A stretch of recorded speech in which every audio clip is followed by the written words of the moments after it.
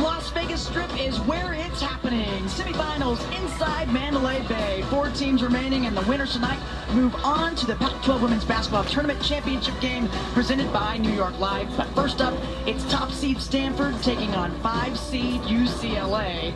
As we take a look at the New York Live tournament brackets, here's how we got here. The Bruins an overtime victory over ASU, and then they took care of business against 4 seed Arizona. The Stanford Cardinal top seed got the bye in the first round, and then they got the win yesterday against the Oregon Ducks, and here we are. So glad you can be with us. I'm Crystal Blanc alongside the coach, Mary Murphy. And wow, Mary, a few upsets along the way here in this tournament, and I guess we shouldn't be surprised. The regular season kind of played out this way. This is going to be a fun one. Well, Stanford, one of the regular season co-champs, has no interest in upsets. The Funky Four, the seniors, this group, their next goal is a tournament championship for UCLA. 11 days ago, they were tied with a little over 3 minutes to go at Maples and kind of gave that game away. So they are ready to get into that category of upsets. Yeah, the Bruins a little confidence after that. But for the Cardinal, lean in heavily, as usual, on Cameron Brink. Another double-double for her in the win yesterday. The 6'4 junior, how long do we have to talk about Cameron? An All-American, a block master. She's second in the country. A dominant low-post presence, a rebounder extraordinaire at the offense and defensive end, an improved passer, and one of the most competitive players in the country. She has been simply sensational this season. Well, she's not been easy to stop by any team. And for the Bruins, Emily Bessoir, maybe the most impressive comeback after an injury last year. 6'4 sophomore, let's rename her Pick and Pop, playing her best basketball of her career. She has had a fantastic Pac-12 tournament so far, averaging the double-double, the best three-point shooter on UCLA at 37%. They're going to need all that and more, but from Germany, representing and playing well. Yes, she is. Well, anything can happen here in Vegas. It's tournament time, the semifinals. Cardinal had the Bruins number twice in the regular season. Can they make it third time's the charm? We'll find out. Starting lineups for you and the tip right after this on Pac-12 Network.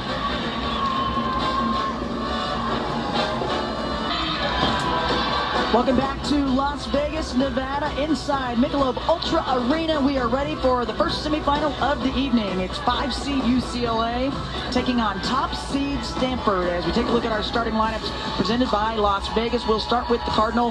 Solana Lopolo gets the starting nod at the point guard spot. Hannah Jump as well as Haley Jones. And now Kiki Erie often gets the start instead of Agnes Imanopu. She started against the Ducks last night, so a little bit of a change there. And then there's Cameron Brink for Stanford. And on the other side for the Bruins, Kiki Rice and Gina Conti in her 150th game, 126 start for her. Charisma Osborne and Cameron Brown, what a game she had in their win against Arizona. And Emily Bessoir, we were just talking about her in our open, and what a successful turnaround she's had after the injury last year.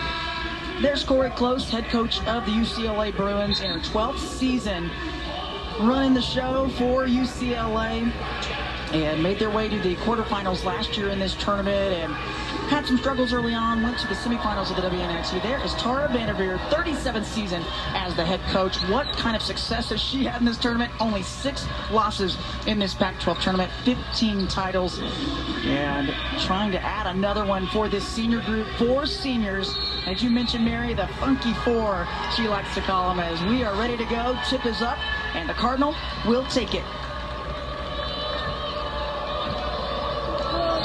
This will be interesting. These teams met up very early in January at UCLA, or excuse me, yes, at UCLA, and it was a loss for the Bruins on their home floor, but a much closer outing, as you said recently, February 20th at Stanford. Just a 5-point win for the Cardinal against the Bruins. Lopolo with the early 3-point attempt. A lot of teams of late have been giving Lopolo that opportunity because they have to drop off somebody to double down on Brink and Fran Believy and all those great post players for Stanford. Yeah, Lopolo, the freshman, shooting 39% out there. That's a good start for UCLA. They score first. If Kiki Rice can consistently hit the 15 to 70-foot jump shot, it's just great for UCLA. Freshman out of Bethesda, Maryland, a McDonald's All-American, averaging 11 points a game. What a season she's had. It's not easy to take on that kind of pressure. She's been a starter the entire way. Brink and Pink picks it up good. Now you looked at that, and there was no path for her to get there, but she just powers her way through that. Deceptively strong, quick, long. And she has got a little bit of everything, the complete package. Osborne gets some room, shot up, rebound down to Jones. They need a great game out of Charisma Osborne. Her career best was a win by UCLA, the last win by UCLA in Santa Cruz during COVID. Polo, they're giving it to her, she's sticking it, and the Bruins are going to have to make an adjustment there, but that's big-time play by LaPolo. Yeah, well, how soon do you make the adjustment? Do you make it now, or do you wait and see? Yep, how many can she connect on? As that one won't go for Osborne. It's one and done. Stanford wants to get out and run and have a quick pace.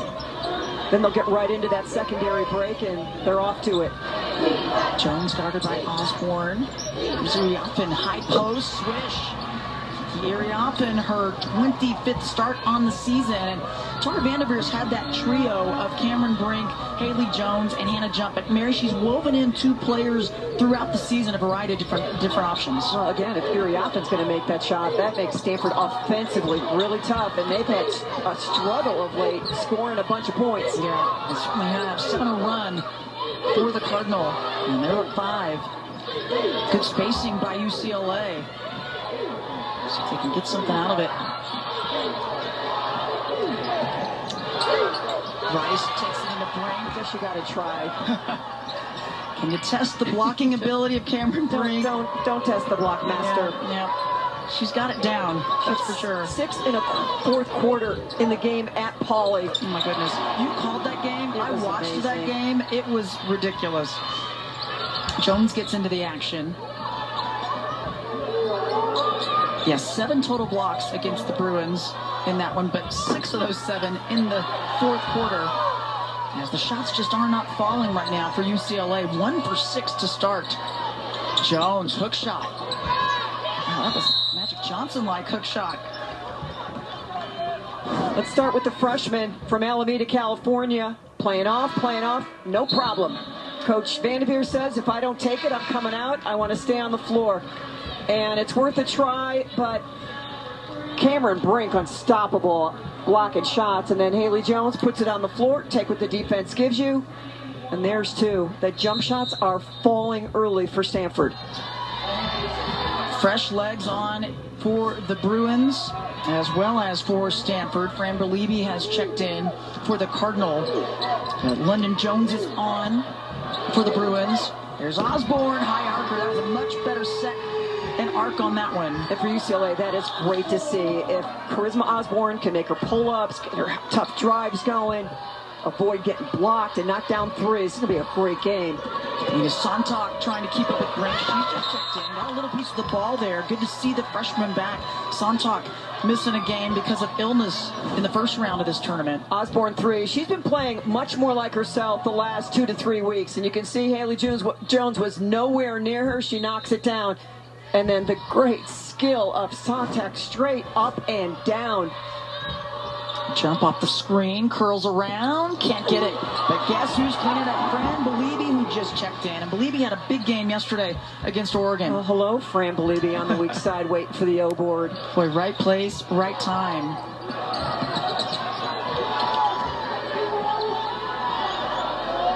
Conti gets the handoff. That's Iwala up top. One of the 5 talented freshmen for this Bruins team. The top recruit class in the nation coming in this year. Boy, have they been getting some experience. Jump way behind the arc, just short. Bruins want to push.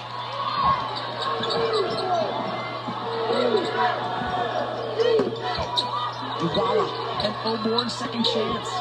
And Sontak tries to give it back to her. It ends up in the hands of London Jones.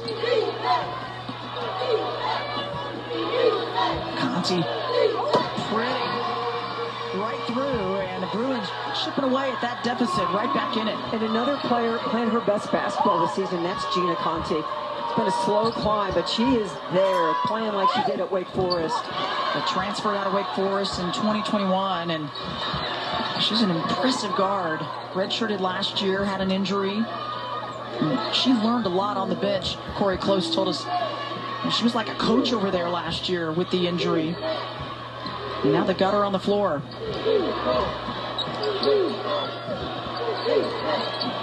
Looking for Imala inside. Will the freshman challenge? It's a great move. Just bailed on it a little early. Polo reading the D, just comes up short, batted around, and another chance for the Cardinal. Both teams doing a pretty good job on the O boards. Santa over the head of Fran Belibi. Great balance. And the push. Travel by London Jones. Too quick for herself on that one. Was trying to get a little bit closer. The freshman out of Riverside, California. And it's a 3-point Stanford lead. Here in the first quarter. 4:09 remaining. More for you when we return. Fans having a good time. Semifinal number 1 here in the Pac-12 Women's Basketball Tournament presented by New York Life. And we want to bring in the third member of our team, Alyssa Charleston. And Alyssa, you know, they say parents shouldn't pick favorites, and Gabriella Jaquez's parents definitely don't. No, Krista, they go to extremes to make sure that everybody feels like the favorite child. Angela and Jaime Sr. are pretty special. Gabriella Jaquez, a freshman at UCLA, has an older brother named Jaime Jr., pretty well known, a basketball player at UCLA. She also has a younger brother named Marcos, who is playing in his last high school basketball state tournament. Get ready for this, because the Jaquez family is racking up some air miles this week. On Tuesday night, they were in San Diego for Marcos' first round state tournament game. They flew from there to Vegas for Gabriella's 2 games on Wednesday and Thursday here in Vegas.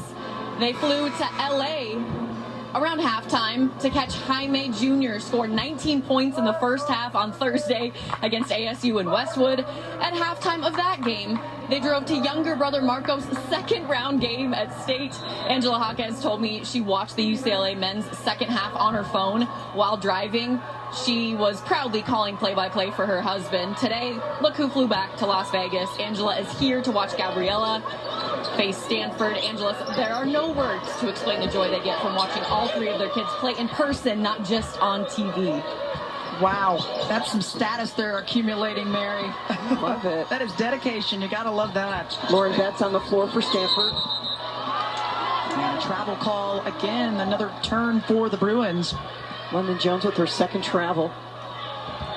She's too quick for herself. And Lauren Betts, the 6'7" freshman for Stanford, the #1 recruit in the nation. There is Gabriella Jaquez. We were just talking about her. She's that player that Corey Close says, she's just a tough player. She wanted to play for the Bruins since she was in the 3rd grade. She knew she wanted to go there, and her brother now playing for the men's team. It's pretty cool.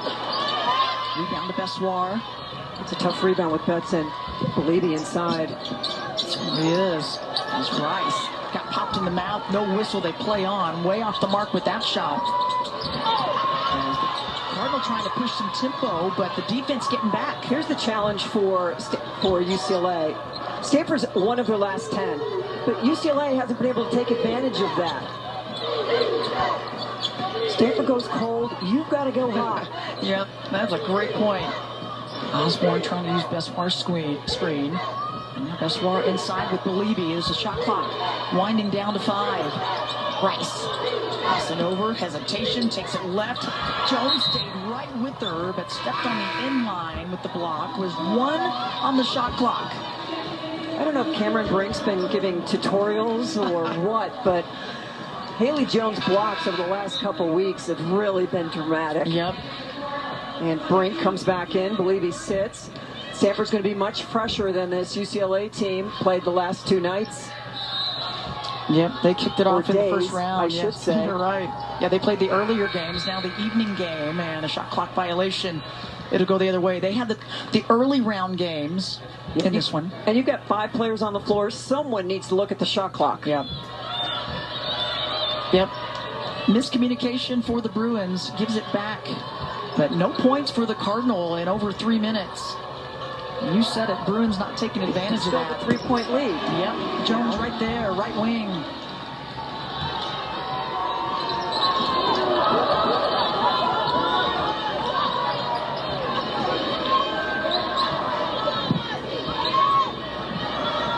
Bessoir, she's only taken 1 shot so far. Coming off the big night last night. Around and out. That's a great box out by Lopolo. That sure was, because the size advantage was for Jaquez, but Jaquez, the over and back. Oh, she's so active. Crashes the boards extremely well. And Lopolo, that's your job. You may not get the rebound, but get the box out. And getting some love from the teammates for that box out. That's in the high post. Conti's job is just to guard Hannah Jump and don't care about anything else that happens on the floor. Can't let her get on a three-point barrage. That's trying to move and one. And Corey Close said, how about steps instead? She's going to go to the free throw line. How about Lauren Betts just turning it up the second half of this season? Bessoir doing everything she can to just contain her, make her shoot over her. And Lauren Betts, last time these two teams played, 12 points, 5 rebounds, was 5 of 9 from the floor in 14 minutes. That's great production. This is the free throw, though. Like a point a minute time, almost. right? Yeah, with Tara Vander, it was interesting talking with Tara about Lauren Betts and her progress. She said, it takes time sometimes for freshmen to really pick up this game at this level, and it's been that case. She said, I've got such confidence in Betts, though, and what she's worked on and how much better she's gotten. A minute and a half remaining. Fouls on Lopolo. Just her first. Quick shot up off the iron. And Brink comes down with it. Doesn't seem fair when you have Brink and Betts inside. The length. Looking high-low. Look how compressed the defense is for UCLA. All the feet in the paint. Jones, high post, kind of flat. Over the back. And it's tough to run good offense when there's that much defense just sagging inside, but there's just not a lot of respect for Stanford's three-point shooting, except for Hannah Jump, so they've seen a lot of that. Yeah, a team like Stanford, as substitutions continue here, Brooke Dimitri's going to come on, the sophomore from Foothill Ranch, California. And that's one of the reasons Brooke Dimitri's on the floor, because she can shoot the ball at Washington in the loss, 5 of 9 from 3. Yeah, she doesn't hesitate as they call an offensive foul on the screen against the Bruins. I need some screening clinics. Just stand still. It's definitely being watched and emphasized this year. The foul on Brown, her first. Can't say enough about Cameron Brown, the senior, what she's doing. And now running India Navarre in, 12 and white for the Cardinal. Going to be one of the best teams in the country and have 2 freshman point guards. Navarre out of Apex, North Carolina. She and Lopolo trading. That's a pretty finish there. 4 points for Brink. She's already got 5 rebounds. And you invert the offense. You have Haley Jones low, Cameron Brink high. Nice pass from Jones to Brink. The largest lead of the game for the Cardinal as this first quarter is winding down.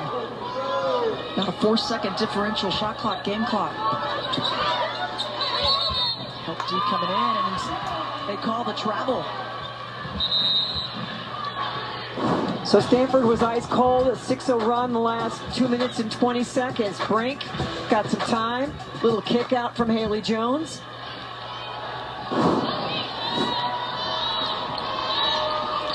Balanced attack by the Cardinal. The bench is really coming and producing. Clock down to 3. The Cardinal extend the lead. They will not. They wave it off, and the first quarter is in the books.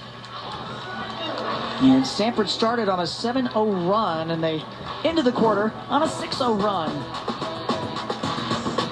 Bruins got to find some offense, got to find a way to slow the Stanford Cardinal down. Second quarter action for you when we return.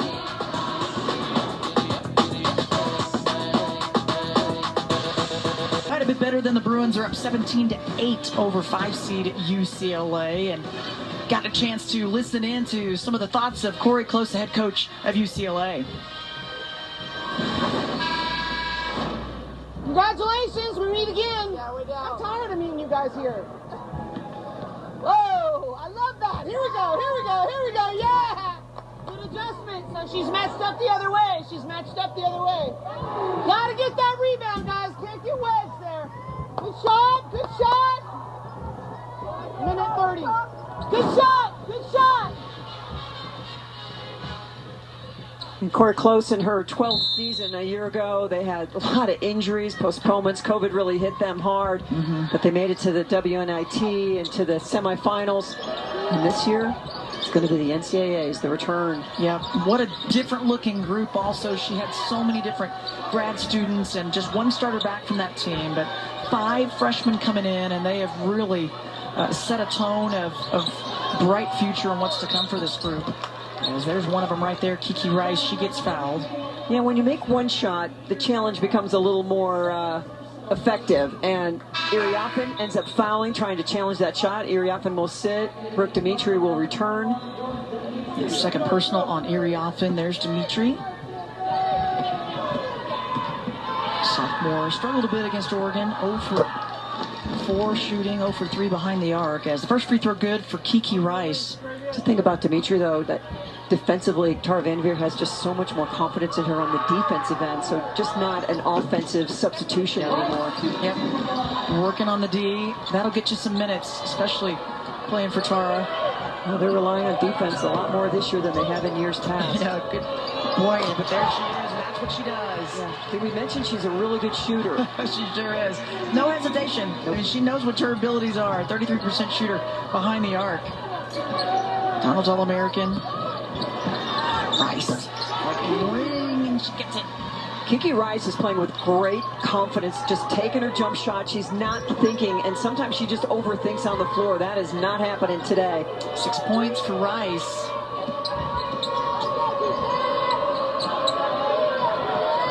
Brink in the high post. Really calm and cool with that one. Boy, what a tough matchup. If that starts falling and you know how dominant she is down low, how do you stop Cameron Brink? She's such a tough matchup as she has extended her game out further. She can hit the 3. She powers it inside as well. Bessoir. This match inside, but you can see where Brink is playing Cameron Brown. Conti fader. Weak side board. Jump is there. LaPola takes so much pressure off Haley Jones, having to bring the ball down the floor every time. Quick shot on the opposite side. Bruins get the rebound and trying to push tempo. County thought she had a lane. She did not. Bessoir trying to get some space. Gets the and one. Squeezes it up on the baseline. Her development of freshman year, she was terrific. Could have been freshman of the year that year, but just great drop step, uses her body. And Dimitri with the foul. Redshirt sophomore from Munich, Germany. Was an all Pac-12 freshman team member in the 2021 season. Went out, had the knee injury, and had surgery. But her rebounding numbers the last 2 games in the tournament, way up. She's been spectacular. The win against Arizona last night, 13 boards in that one. 9 against Arizona State. Can't get the 3-point play. Trambolini on the floor now. The talent that Tara Vanderveer can bring off the bench. There's some depth at the post position. Brink wants it. Great hands.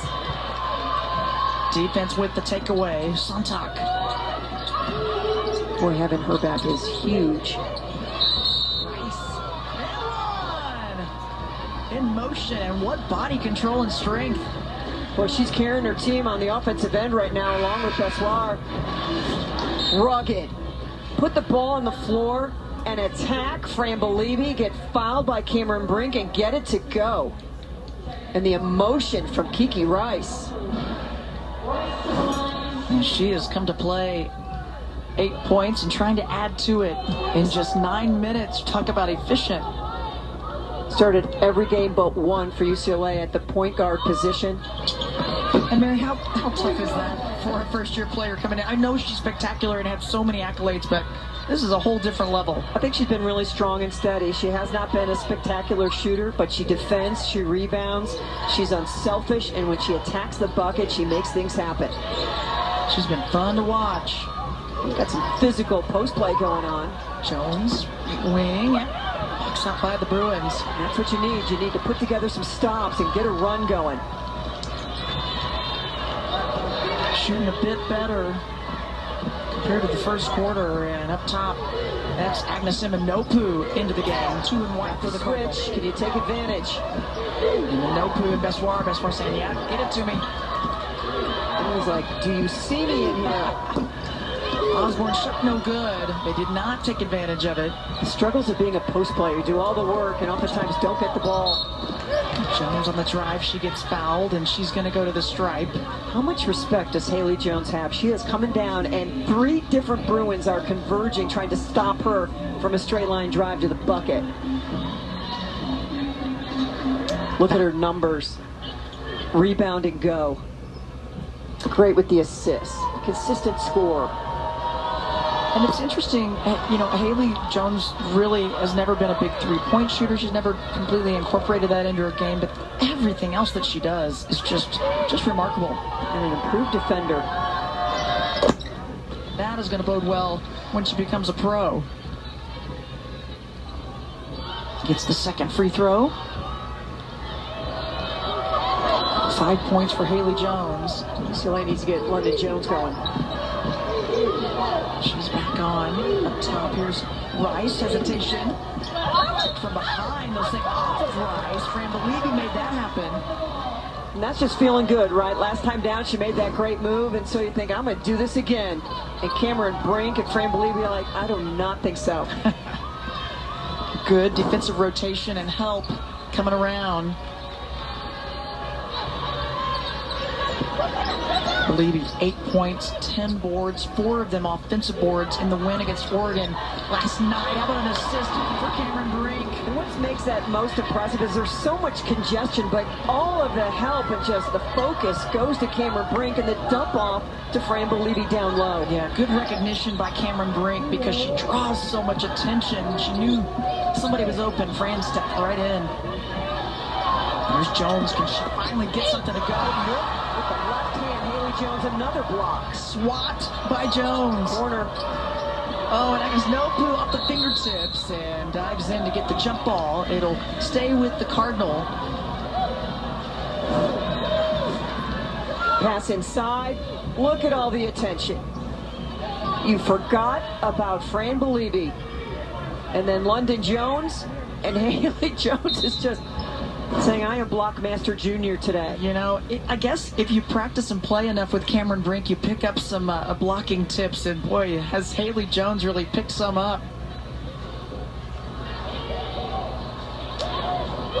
Jones with 2 blocks. Cameron Brink with 1. Yeah, Brink, no blocks yesterday in the win against Oregon, but she was doing everything else. So slowly developing possession under the basket. Jones will take it out.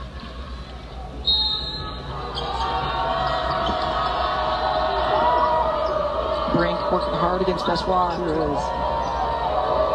Saw some post defense last night. Certainly did. Jones with the play call. Brink, post, just short, long rebound, Bessoir, and the Bruins gonna run. Cardinal get back.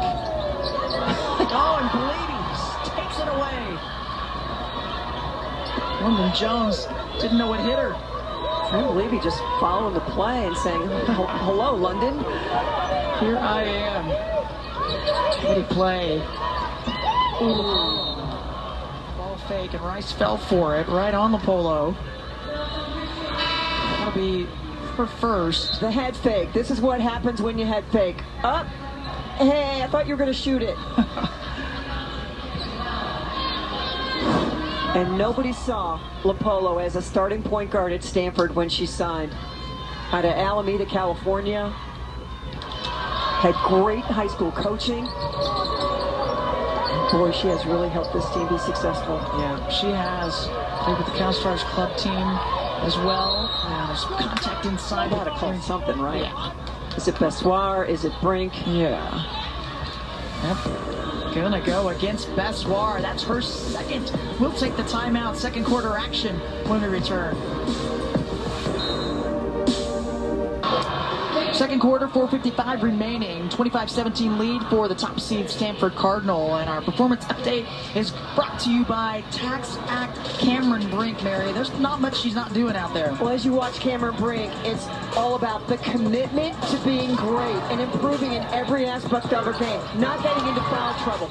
As she just gracefully, like she's on a balance beam, stay with you and then block your stuff. She's such a better facilitator, understanding what you want offensively, a better shooter, and just a better teammate. And she's just blocking shots and staying composed, not being in a hurry, and not trying to just swing away at everything that's in, in the zone. Second in the nation in blocks per game, named the Defensive Player of the Year for the second year in a row in conference play. And I find it was interesting. She's such a humble player, I think, as well. Obviously a lot of people said she was definitely a candidate for Player of the Year, but she gave so much credit to Alyssa Peely and just said, speaking of, there's Cameron Brink continuing to make her presence known, but she gave so much praise to Alyssa Peely getting that honor. Her first step and the decisiveness of it. In the offseason, she'd work with Steph Curry. Everyone talks about Steph Curry. He's more of a friend and family. Yeah. She worked with Pau Gasol, a guy with a similar type of game, and that's what helped take her to the next level. That's pretty impressive. And a smart move. 9 points for Brink. Gets the free throw to go. And that's the other thing. Hit the free throw. Yeah. One of the most dramatic improvements you will ever see anywhere in her free throw shooting. The extra work has so paid off for her as Osborne gets the bucket to go. She's been fairly quiet. She's got 5 points, but just 2 of 7 shooting. She needs to keep shooting, and she needs to heat up. Bernaskowicz has checked in. 5 in blue for the Bruins, up high, and Brink, nothing but net. We are entering the Brink zone. She feels like everything she touches is going in. Yeah, she's feeling good right now. Leading all scorers, the only player in double figures right now. She's got 11, 5 of 7 shooting and 6 boards. Rice. And she and Maskowicz getting tied up inside and going to call it against Brink, I believe. Here's the challenge for UCLA. Their game prep is about stopping Cameron Brink down low. It's not about stopping Cameron Brink taking 15 to 17-foot jump shots. So all of a sudden the game plan, you just kind of throw it up into the crowd and say, dang gummit, what is she doing making all these jump shots? And she looks very relaxed out there, and she'll take a seat. That was her second personal. So Betts comes back in. Iwala back on for the Bruins. Driving it in. That is tough. Into the trees. Well, Brink goes out, and you think, all right, it's going to open up its side a little bit, but Lauren Betts comes in at 6'7". Bruins got to recognize. Didn't hit rim. Shot clock down to 2. Osborne. And won't get the shot off. That's a couple of shot clock violations against UCLA, Mary. Stanford's defense is pretty good. I mean, they give up 58 points a game.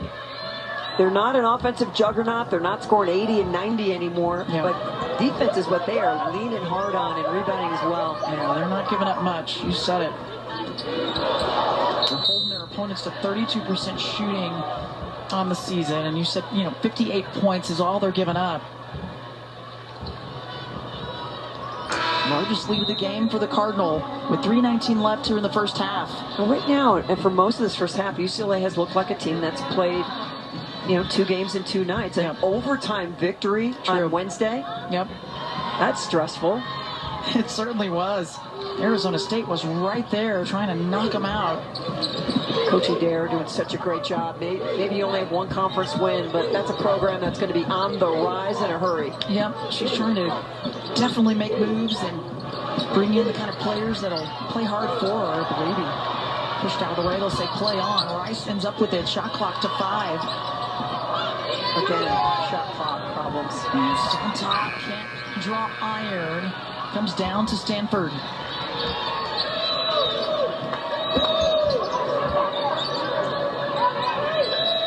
Corey Close calling out a defensive change. Jones into the gap. Without the ball. Jump shot. Yep. Rhythm. Don't have to think about it. Stepping right in. And a timeout called by UCLA. The Pac-12 Women's Basketball Tournament is presented by the Walt Disney World Resort 50th Anniversary Celebration, happening now through March 31st, 2023. Krista Blunt, Mary Murphy with you. Semifinal number 1. The winner will move on to the Pac-12 Championship game on Sunday. We knew this tournament was going to be fun.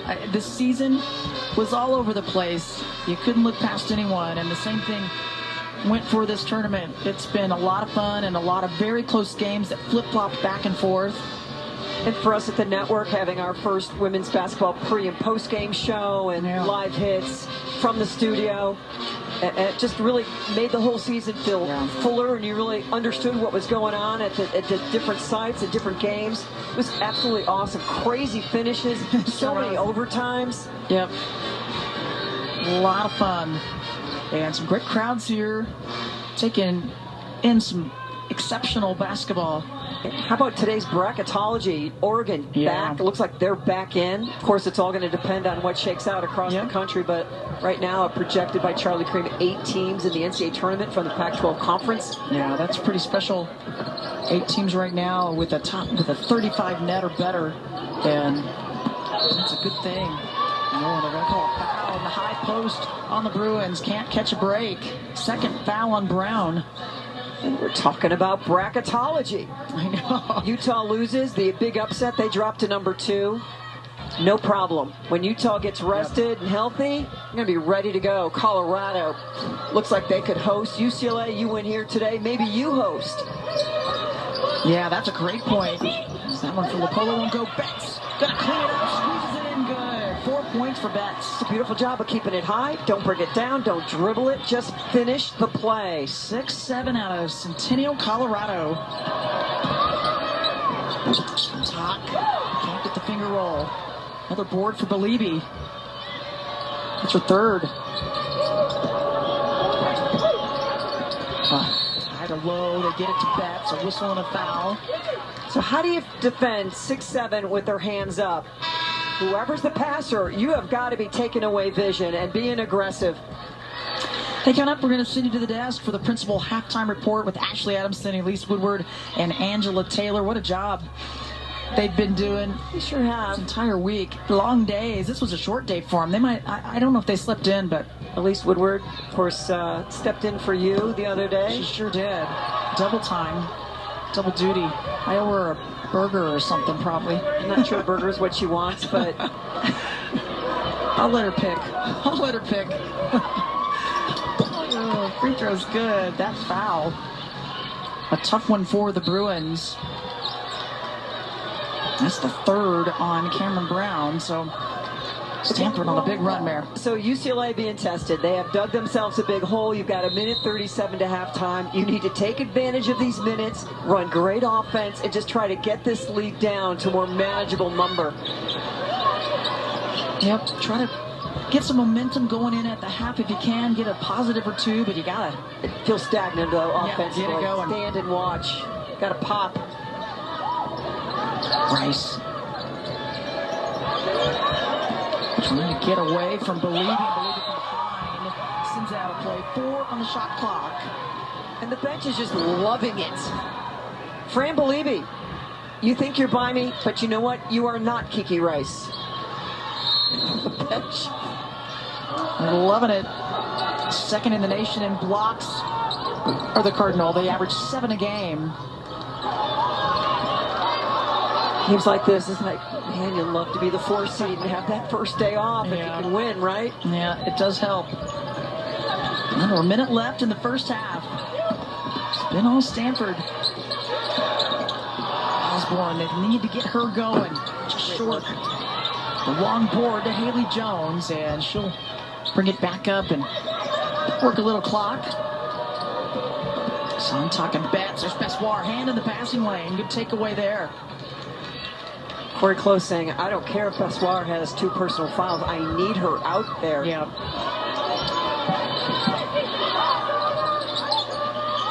Bessoir gets it. They needed that one. And that was a tough challenge from Fran Beliebe. 5 points for Bessoir, and it stops a 7-0 run by the Cardinal. UCLA would love to press like they did in that third quarter at Maples 11 days ago, but can you do that on your third game in 3 days? Shot no good, and that's going to do it for the first half of action.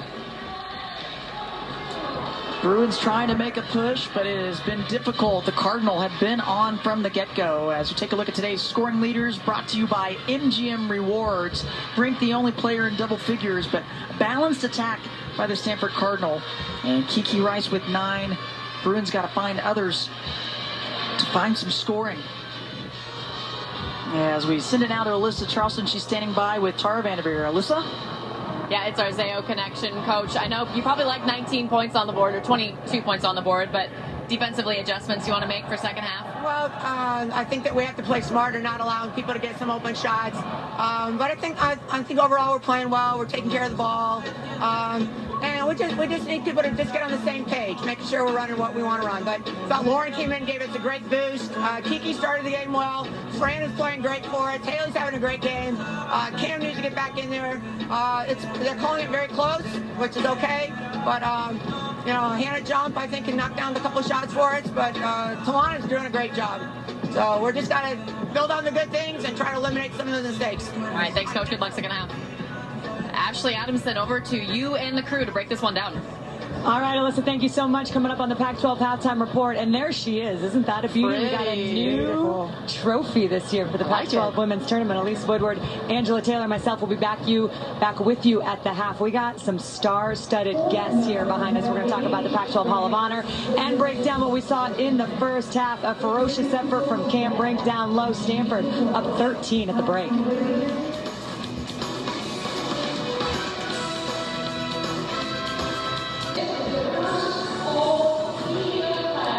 Stanford trying to punch its ticket to the Pac-12 championship game. Brooke Dimitri knocking down the triple. It's a 35-22 lead for the top-seeded Stanford Cardinals. We welcome you back inside Michelob Ultra Arena here at Mandalay Bay in Las Vegas. I got to tell you something. That trophy is heavy. So if you try to pick it up, I don't recommend it. And I know you're going to be holding it later. Well, it's a good thing Sunday. You've been working out. It's a good thing I've been working out.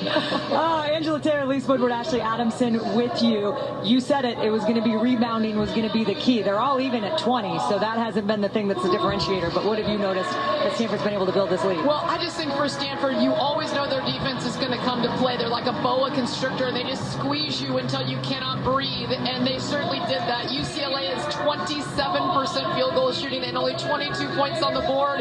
But Angela, you look at the offense, I've been really impressed. They hit open jumpers, and they have 11 assists on 15 buckets. And as a former player for Tara, I don't know which one she likes more.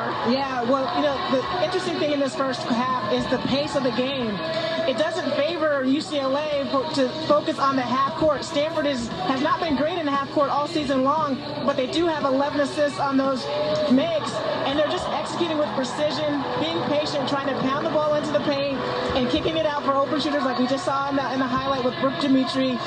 This has been a slog for UCLA right now. They cannot get it going offensively. What is the key for UCLA to get it going offensively? And we know it starts with their defense and passing the ball and the rest, but what is the thing that needs to break it open? First and foremost, they have to get stops, and then get out in transition. It feels like they are matching Stanford's energy and trying to get into half court. There's not a great half court offense, particularly if they don't have space on the floor, and Stanford's players are backing off of the Cameron Brown or the non-shooters on the floor. They're clogging the paint and making it really difficult for UCLA to have some ball motion. Yeah, you said it was the pace for Stanford. It was also the style. 0 fast break points for UCLA in the first half. And you can't they got blocked 4 times trying to go at Stanford. It was Fran Believe, it was Cameron Brink. You cannot get in the paint very often against them. You have to knock down mid-range and jumpers from deep, and they're 3 of 14 from the three-point line. So it didn't help them in the first half. Now they're down, but for them to come back, you've got to start exchanging 3 for 2, 3 for 2, or 3-3-3 to get back in this one. Well, Ashley, you mentioned something in the open was that the depth of Stanford. So this UCLA team is coming up. This is their 3rd game in 3 days. Played an overtime game, and Stanford has so much depth. Tara's playing 11, 12 players in the first half. it's a physical game. If we're sitting here on the baseline and there's a lot of physicality taking place, that takes a toll on this UCLA squad. If they're trying to be physical, they cannot match the depth that Stanford has. Yeah, seven different Stanford players scored in the first half. Yeah, no, she can look at her bench and roll off just about anybody. A lot of All-Americans, and she's looking down on the bench. She can name them all. The Pac-12 Women's Basketball Tournament halftime is presented by Principal, helping you plan, protect, invest, and retire. It's semifinal Friday in Vegas at the Pac-12 tournament, and we've got some royalty in the house here at Mandalay Bay. That is the 2023 Pac-12 Hall of Honor inductees. They're being recognized on the court right now. This is the first ever all-female class, and it's in honor of the 50th anniversary of Title IX. It's a star-studded class. Between 12 inductees, we got 33 All-America accolades, 19 national titles won, 5 Olympic medals, just some terrific trailblazers as you look at the names. I know Danielle Laura, you're a big fan of her, at least you have been for a while. Well, and she's on the Pac-12 Network for softball, so we love her even more. But National Player of the Year, national champion, one of the best softball players I've ever seen, and one of the most intimidating out there in the circle. And then Natalie Williams here, who's with the Las Vegas Aces, and she was an All-American in both basketball and volleyball at UCLA. You don't get much more accomplished than Natalie. You don't. Then you also have to mention Sealberry, the legendary head coach from Colorado, was a head coach at Colorado for 22 years, and then went on to be in administration with Colorado as well. Built so many programs. Absolutely. Hat tip to all of those incredible women for paving the way and making female athletics what it is. All right, we got a lot of basketball coming up, ladies. Don't go any. The Pac-12 Women's Basketball Tournament halftime is presented by Principal. When you take care of your team, they take care of business. It's our TaxAct performance update from the first half here on semifinal Friday. Cameron Brink, the Pac-12 Defensive Player of the Year, leading all scorers, 11 points. She's 5 of 7 from the floor, 6 rebounds, a couple of dimes, and 1 block. It's all helping add up to a 13-point lead for Stanford. They're getting closer to punching their ticket to the championship game. Come on back, second half action coming your way.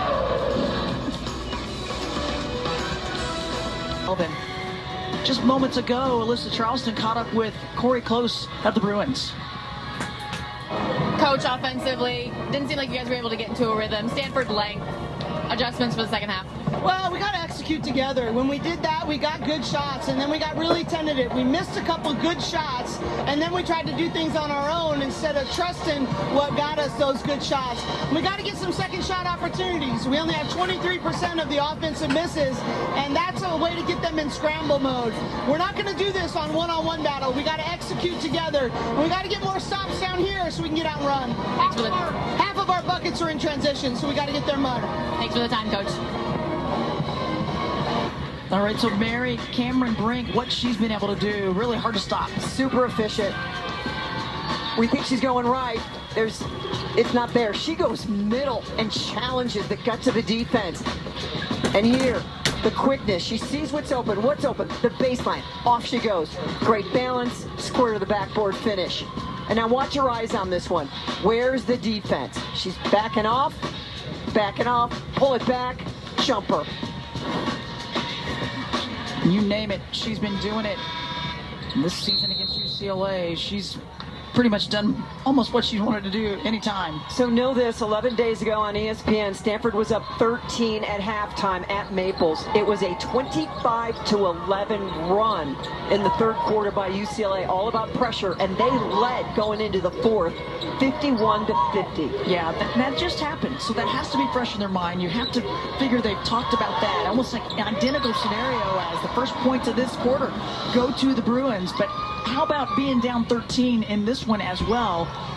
And when you're shooting 27% compared to 48%, you're thinking, wow, you must be down by a lot. They're right in this, really.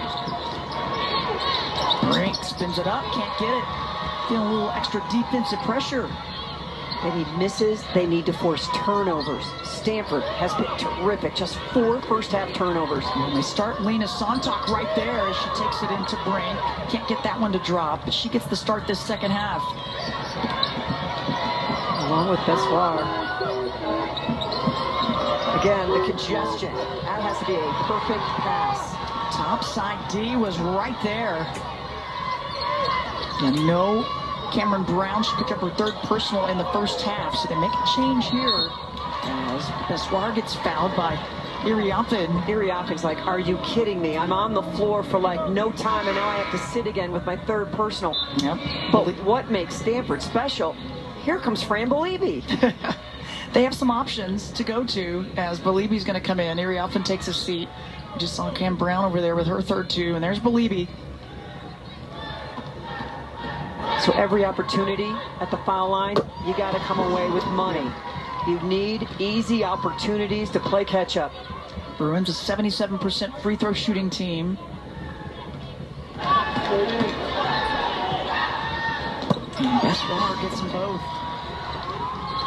6 points for Emmy Bessoir. Great start for UCLA. That's exactly what they needed to do coming out. Get back into this one, make a couple of punches early.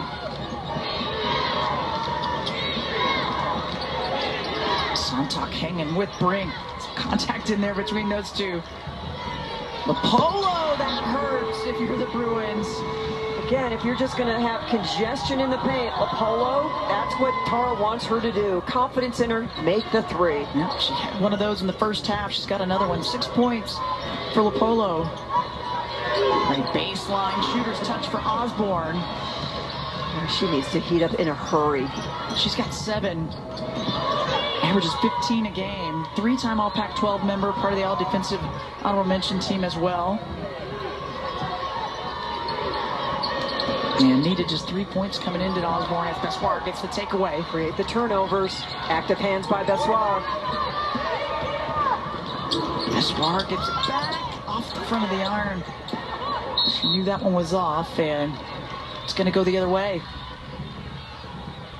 You just have to think about fatigue starting to settle in a little bit with Bessoir. She has played major minutes, and you need your legs to shoot three. Yeah, you certainly do. And, you know, starting with that first round game, it went overtime, as you mentioned, and the win yesterday against Arizona, not easy, but took control of it and got it done. But now the third game in a row. Like 30 minutes. Last night, 37 minutes in the overtime. A lot of time on the floor and a lot of three-point shooting. Brink helped D, the foul on Bessoir. She got popped in the mouth on that one as she spun in. It'll be her third personal. Yeah. We saw the quickness on the drive. How about the quickness of the move? The decision coming right in, and Bessoir.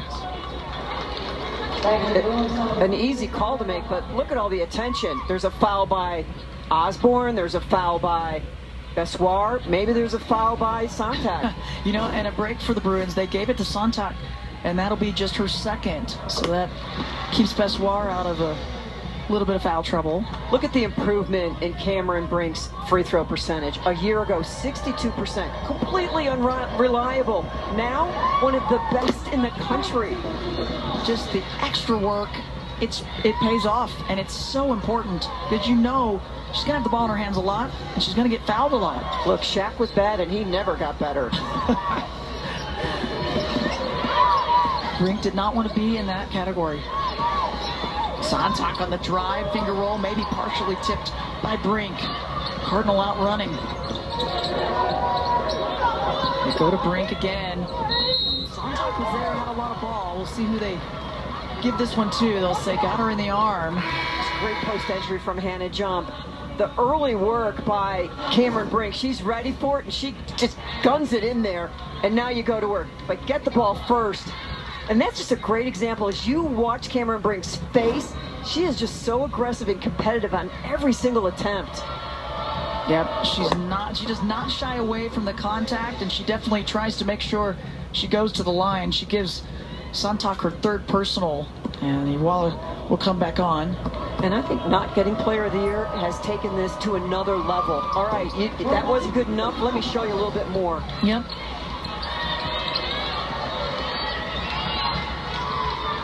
So Brink hits the free throws, 15 points for her. She's 5 for 5 from the stripe.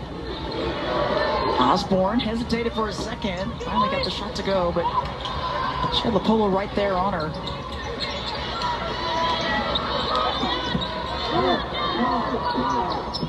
Jones, nobody stepping up on her. She steps in. Can't quite get it. Jaquez is checked back in. Gabriela Jaquez for UCLA. Iwala takes it to the left. She's going to be good. She just needs to slow down just a sliver, but boy, she's going to be good when it all comes together. Well, you're right. That was the right move. She went the right direction, but she just got to slow herself down to make the finish on that layup. See how far off Charisma Osborne's playing on Haley Jones, and it hurt her. Yep. She lost track of her. Right there, gave her too much space, and Jones steps right in. 9 points for Haley Jones. And that's one of the problems with sagging is you just kind of get focused on other things, and you can really be exposed as well. Good awareness by Jones. The ball moving right into the right spot, and Iwala trying to make something happen to travel instead. You can see Osborne, and then it's like, oh, Haley's going to get it. Yep, staying active. This team reacts, just read and react.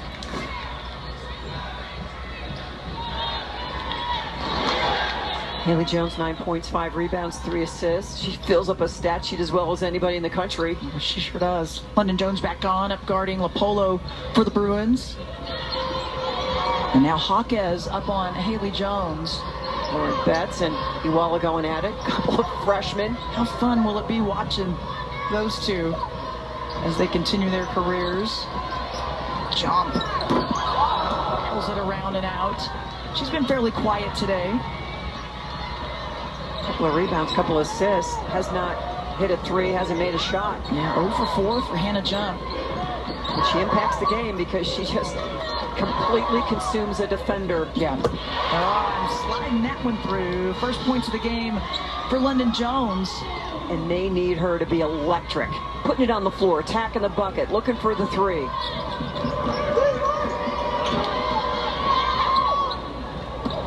Jump. Trying to lose Osborne. Polo with the play call. You can feel the pop, like 3 options already in the first 10 seconds of the possession. They're making UCLA work defensively. Jones on the baseline, draws some contact, and she'll go to the stripe. Working hard to make that one happen. Haley Jones showing you what she can do.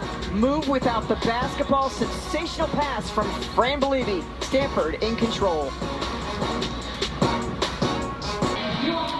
Third quarter, 4:23 remaining, and Stanford up 44-31 over UCLA. And Threes for Equality is back for year 3 at this year's Pac-12 basketball tournament. Pacific Premier Bank has increased their donation to $150 for every made three-pointer to the United Negro College Fund and National Urban League throughout both the women's and men's tournaments.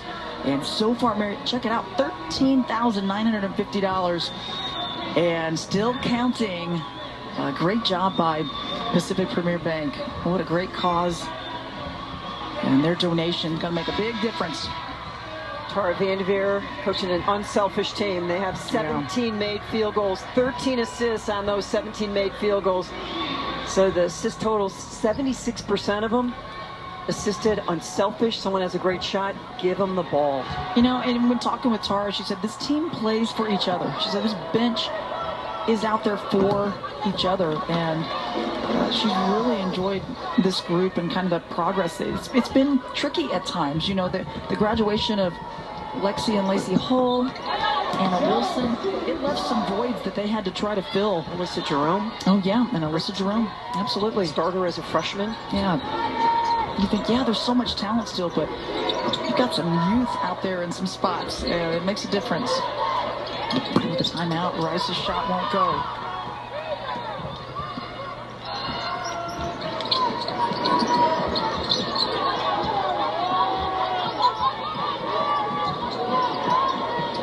Skip all the way across. That's India Navarre back on. Freshman out of North Carolina. Betts asking for it. Sontak was right there with her. Shot clock to 5. Betts posting up again. Fades it away, and that one won't go. Good body control though by Betts to even get that shot off. And good transition D by the Cardinal. Sure was. Rice, the front of the rim. Well, she's going to work on that shot in the offseason to get that kind of funky spin out of there. And she's going to be a good shooter in years to come. Yep. Tiffany's little side spin. Hand in the passing lane. Sontak with the steal. Outrunning layup. Good. Lena Sontak. This is what they did 11 days ago. Get out on a run. Make a push. Still plenty of time in this quarter, in this game.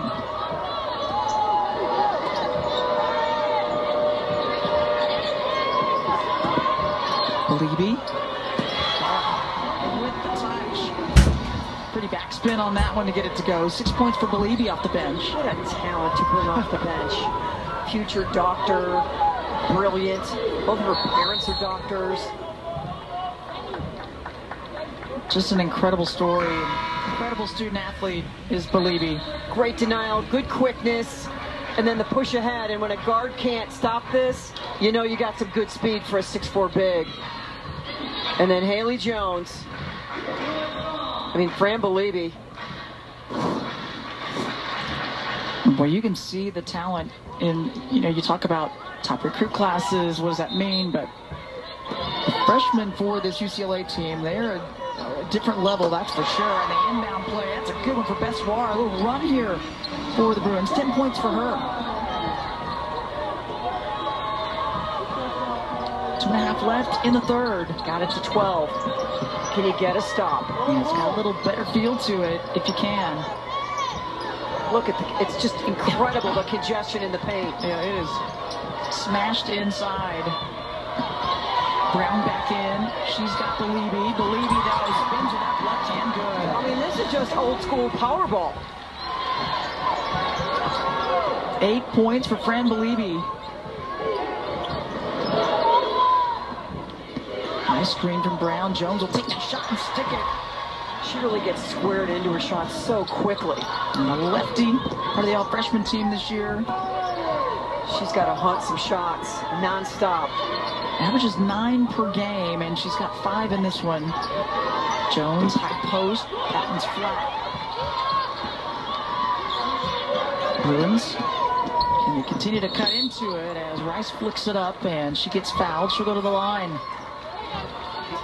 Emily Bessoir, she is so good. Receive, shoot. Just get into her shooting pocket, get ready for it, run the out-of-bounds play for her so you get a quick hit. Rice comes down, so good on the challenge from Beliebe. She just moves so beautifully, finds some space. Fran steps off. Dimitri back on, and the first free throw good for Kiki Rice. She's got double figures now. She's up to 10.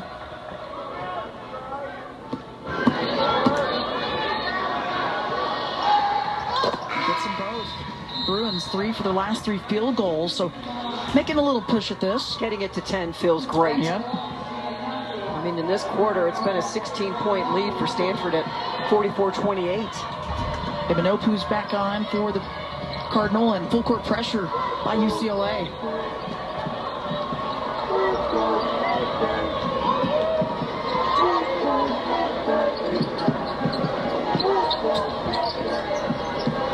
Brink, high to low. Bessoir with the swat and keeps it in play. Bruins, another defensive stop. Can they capitalize on it? Bessoir steps right in. Oh, just short. Well, I'm surprised London Jones just didn't do the blow-by for a layup.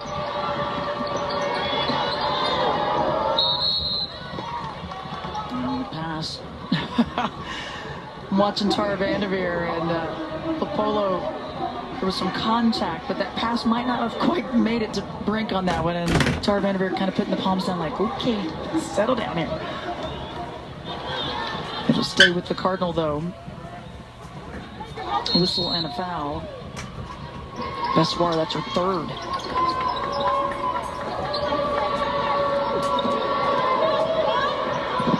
Right to the court, no whistle. And a jump ball. Imanopu diving down with Osborne. Brink was trying to get the fourth called on Bessoir, but they don't whistle it. Brink goes flying. Osborne, Imanopu. Great hustle. Love that effort on both sides. Apollo and Conti on her. Good hands by London Jones. Her defense has improved so much this year. Jones, short. Minopu, they'll say stay here. Extra effort. You know, every team has a team favorite. For Stanford, it's Agnes Emanopu, just flying around. You think about that Washington State team favorite, Ula Matuga. Yep. There's just these glue players that just make the whole thing go. 5'11" junior from Victoria, Australia. For UCLA, it's Cameron Brown. Well documented last night. Certainly so. And this is the first. She's a 92% free thrower.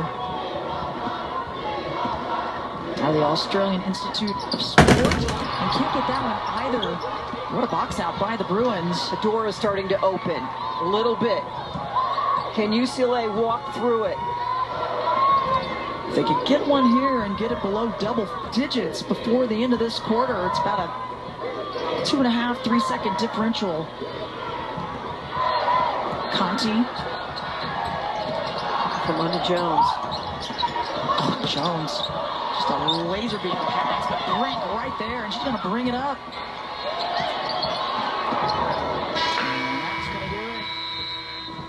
Third quarter in the books. Brink with the two-handed stuff. Oh, she can block the ball in so many different ways. And that's the way the third quarter ends. 10-point Stanford lead. Bruins making a push. Can they do a little more in the fourth? We'll find out.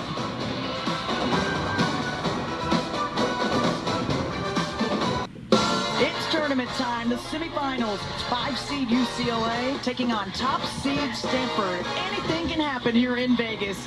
Brink unstoppable. Blocking shots. Rice. And one. And Brink, nothing but net. One of the best in the country. Stanford in control.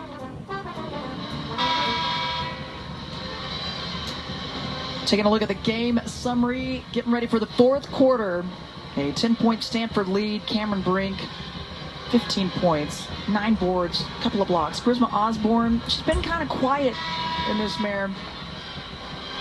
But the Cardinal, you said this earlier, their assist to field goals made, it's really been impressive. Well, the other number is Stanford with just 7 turnovers. It's a terrific number for them. They average 14 a game. And on the season, their turnover margin is -2. Yeah. They are doing an outstanding job of just taking care of the basketball and finding scores. And the Bruins, they're a team that force turnovers. They force 16 turnovers per game on their opponents. And so Stanford's been able to handle the pressure. So here we go. Let's bring Alyssa Charleston back in. Alyssa, what you got for us? Well, fourth quarter, expect this game to start moving a lot faster. Stanford really wants to run on UCLA. Listening to Corey Close as well. The transition games where they've been good. So I assume this game is going to speed up quickly. Yeah, they're trying to make a push, and they go to Bessoir. Mary, she's going to have an opportunity for the three-point play. Bessoir going to work down low. They found the mismatch. Emanopu had switched out on Bessoir. They had a huge size advantage, and they got it to her.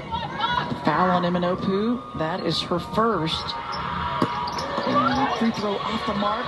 Kiki Rice is just doing an amazing job of keeping possessions alive. Hustle play right there. Another chance for the Bruins.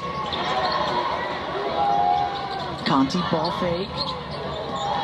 Believe switching off, and Osborne drives it in and gets it. It's a very, very small lineup on the floor for UCLA, and so the driving lanes are going to be there. You want Bessoir inside, but you want her outside as well.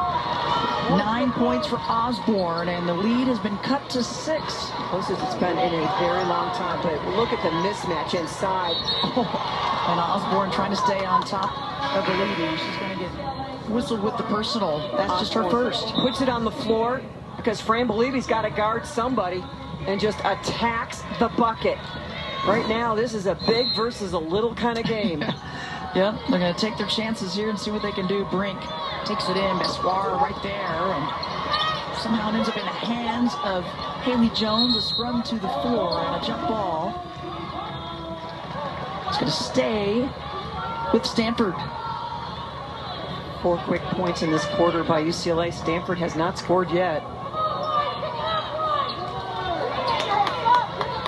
For UCLA, it just has to feel like it's now or never. Yep. You've got to make your move at some point. It's like you're on the back stretch, and you know you got to catch up. Yep. Why not now? Polo takes it to the baseline. Brink there to clean it up. Great drive, and that was all keyed by Hannah Jump clearing through and just taking traffic with her. 17 for Brink. Another double-double for her with 10 rebounds. That's her 31st in her career, 15th on the season. One rebound to Bessoir. Left the bucket. Guess she gets fouled. Well, we've seen UCLA a lot this year. I remember Bessoir going left. Nice job. Brink, you don't box her out. I mean, it's 2 points. And at the other end, Bessoir, where's the defense? Foul goes against Belibi. That is her first.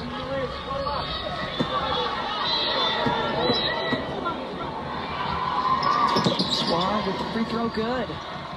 The redshirt sophomore is just finishing this year strong. It's been really fun watching her play this year. We'll come back for the injury a season ago. She and Cameron Brink working hard inside. 2-possession game. Shot clock. Jones got knocked out of her hands momentarily. Steps in up, just short. And Osborne, all she could do was tip it back. Another chance for the Cardinal. All that great defense, and you don't get possession. Polo up high. Opportunity to cut it to 3 or 4 if you can get that rebound. Shot clock. Again. Down to 3 and a turnover. The Bruins forcing it. Rice gonna run. Conti spotted up right side swish. Finch is loving it. And a timeout called by Tara Vanderveer. The Bruins never say die. We're tired, but we don't care. Get to your spot, Gina Conti. Let it fly. We have got a 3-point ball game.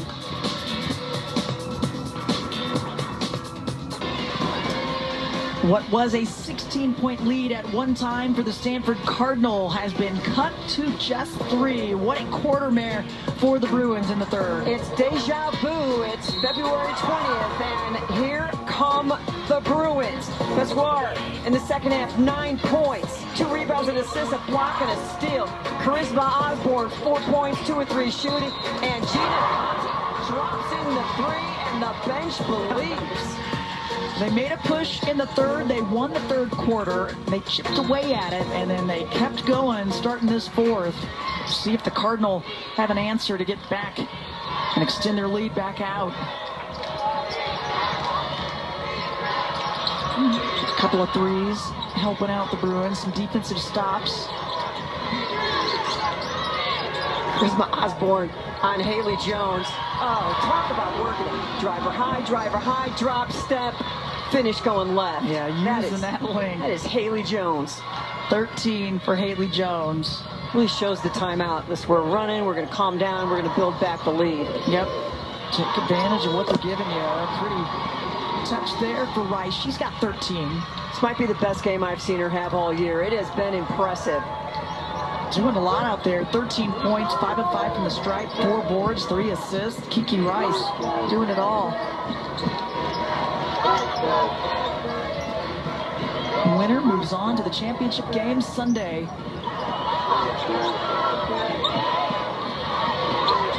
Jones using a screen, partially. Cameron Brown with a foul on the shot. They're going to give her the foul instead. Brown, that'll be your 4th. Her minutes have been limited by foul trouble. She's such an X factor for the Bruins, but she's been limited because of the foul trouble. On the post up, Haley Jones. Smaller, Charisma Osborne. Driver high, drop step, spin, finish. No help, it's all yours. You set the table, you eat the meal. First free throw good for Jones. And she's got the second, 15 for her. 2 team fouls each, and 3 timeouts apiece for both of these teams with just under 6 minutes left in the game. Swar posting up Jones. Looked like she had an opening, didn't she? Yeah, didn't get it to her.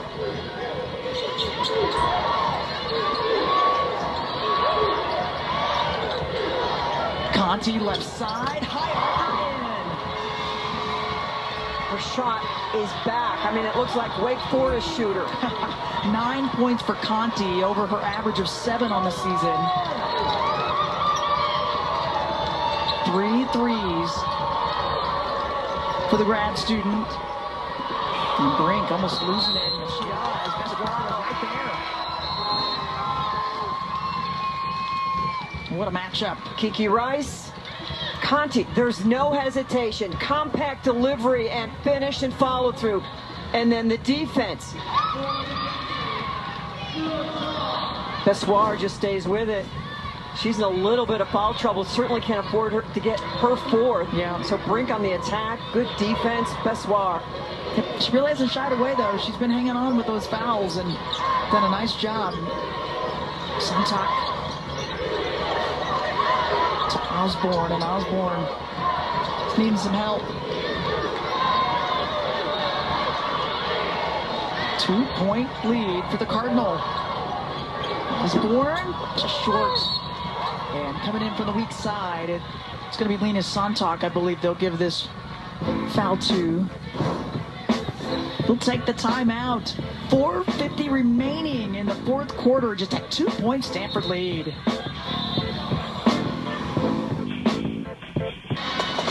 Back in Las Vegas as we take a look at our quarterfinal rounds yesterday. And the Cougs, boy, Mary, they came to play from the get-go. The bomb that took it to 6 and the emotion from Charlize Ledger-Walker. And what a party it was on the set afterwards. Jalen Sherrod built for the 4th quarter. Steals, defense, big buckets. The Buffs looking to get to the semis. Yeah, they kicked it up with their defense as we take a look at our brackets presented by New York Life. Our first semifinal going on right now. 4:49 remaining. Winner moving on to that Sunday championship game. And then it's the 7 seed Washington State Cougars, 3 seed Buffaloes. They are awaiting this matchup. It's going to be a fun one. Aaronette Vonleh has had a sensational sophomore season, one of the most improved players in the conference. And Bella Mercatete, boy, she came to play last night against Utah. She sure did. But how about this UCLA team? They were down 16. And since that point, they have outscored Stanford 26-12 to bring it to a 2-point ball game. Yep. They've done exactly what they've needed to do. Can they do a little more and really finish it off? That's a big-time bucket from Agnes Imanopu. And we saw that at Pauley Pavilion where just blanketed Cameron Brink, just pointed at Imanopu and said, you shoot the ball, and it just turned the tables in the ball game. Her first shot attempt of this game, and it goes in to extend the lead back out to 5. The junior averages 3 points per game. Shot clock to 5. Rice spins it in, and some contact inside. She'll go to the line. It's kind of like spinning into a concrete wall. And did the wall move to you, or did you hit the wall? Agnes Imanopu, look how far off Kiki Rice is playing her, and she says, let's earn some respect. And then here's the foul. Kiki Rice goes, that's a lot of trees.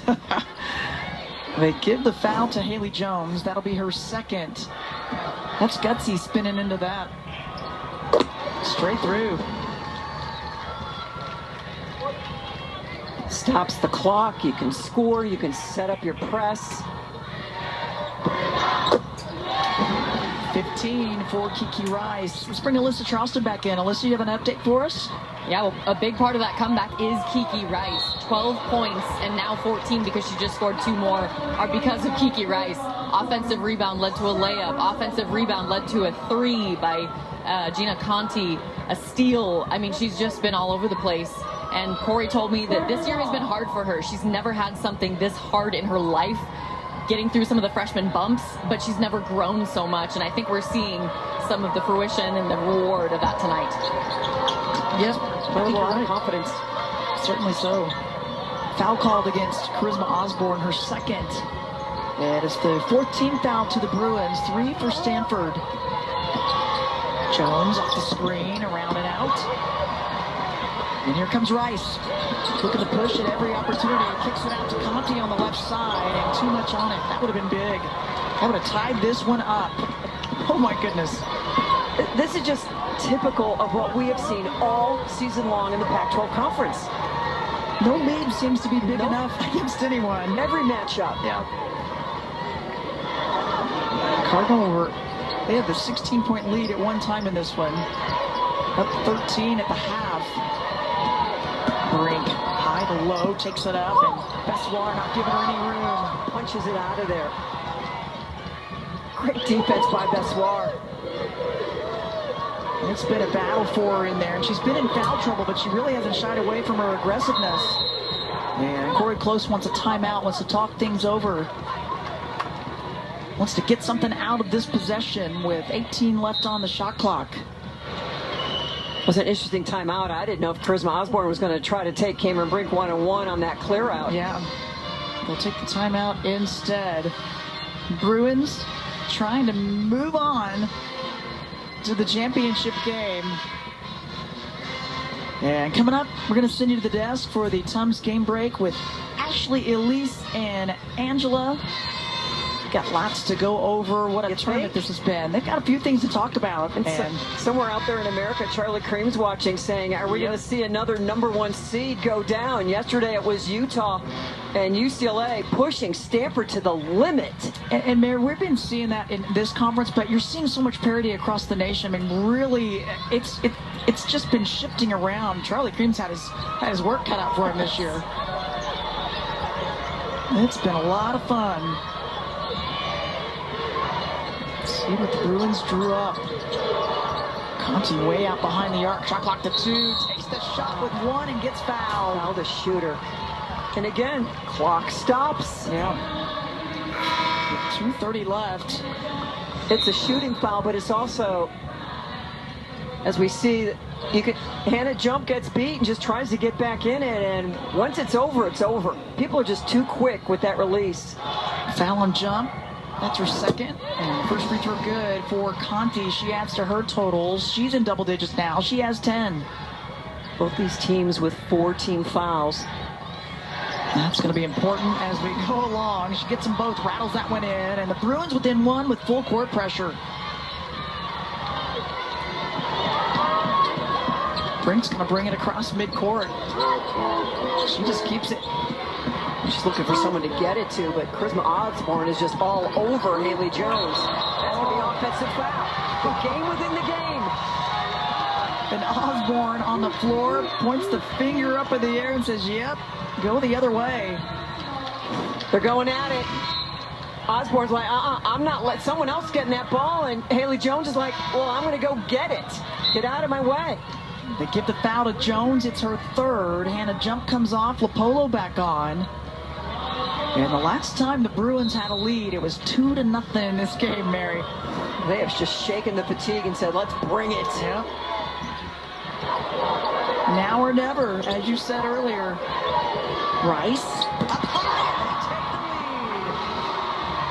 and that's why you're the #1 recruit in the country. 18 points for Kiki Rice, and Tara Vanderveer takes another timeout. She has put this team on her shoulders.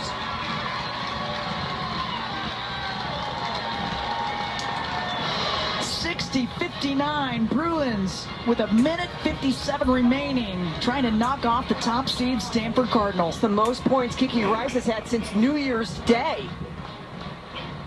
Play off me, and I will make you pay. Kiki Rice is having a day. One more time.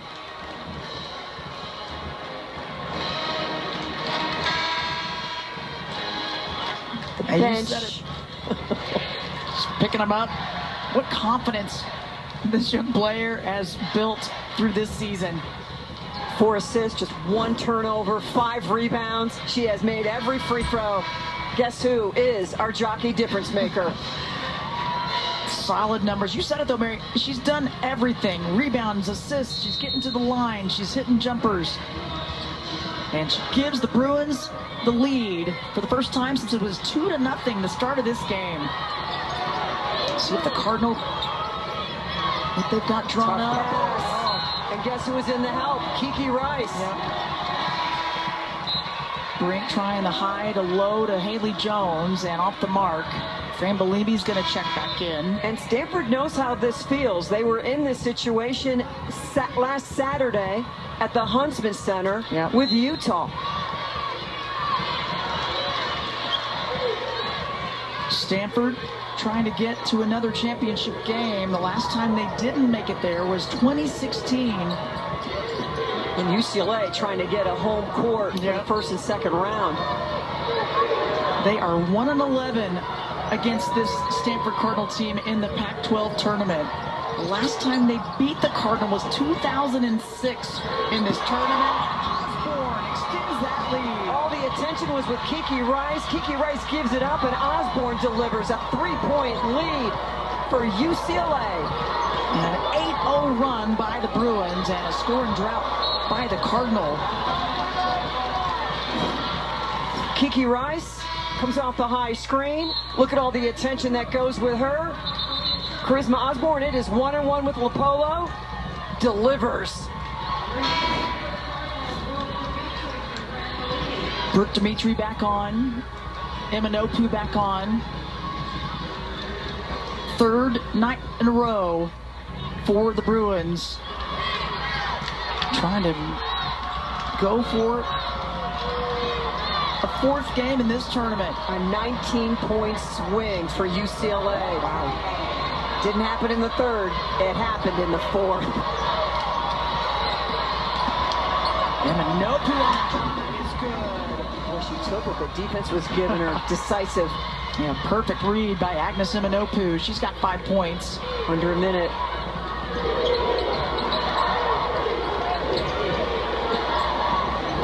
Both teams 2 times out, timeouts apiece. Both teams in the bonus at this point. Agnes Eminopu challenges. Bessoir has sealed off Cameron Brink so she can't help or block. Great recognition. Belibi back in. Dimitri comes out. Eminopu, she's been a key piece.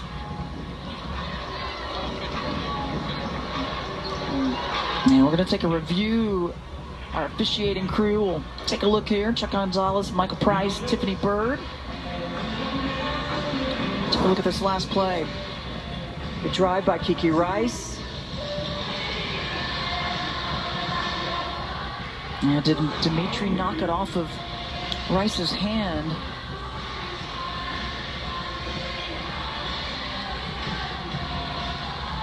Might have. Sure looks like it went off Rice. Yeah. They'll have to confirm that. 36.3 left. But if you think it's off of you, you would try to go get it, right? Yep. So it's going to be interesting to see. Yeah, that's a good point. So the referee said this is UCLA ball. And it looks off Rice from that angle. Yeah, I'm with you. Dimitri was kind of behind her, and her Rice's hand a little more forward. And also Cameron Brink's reaction is just hands back. So 36.3 left, a 1-point UCLA lead. They are keeping it UCLA. Yep, they're going to keep it there. And both teams, 2 timeouts left. So it'll stay with the Bruins.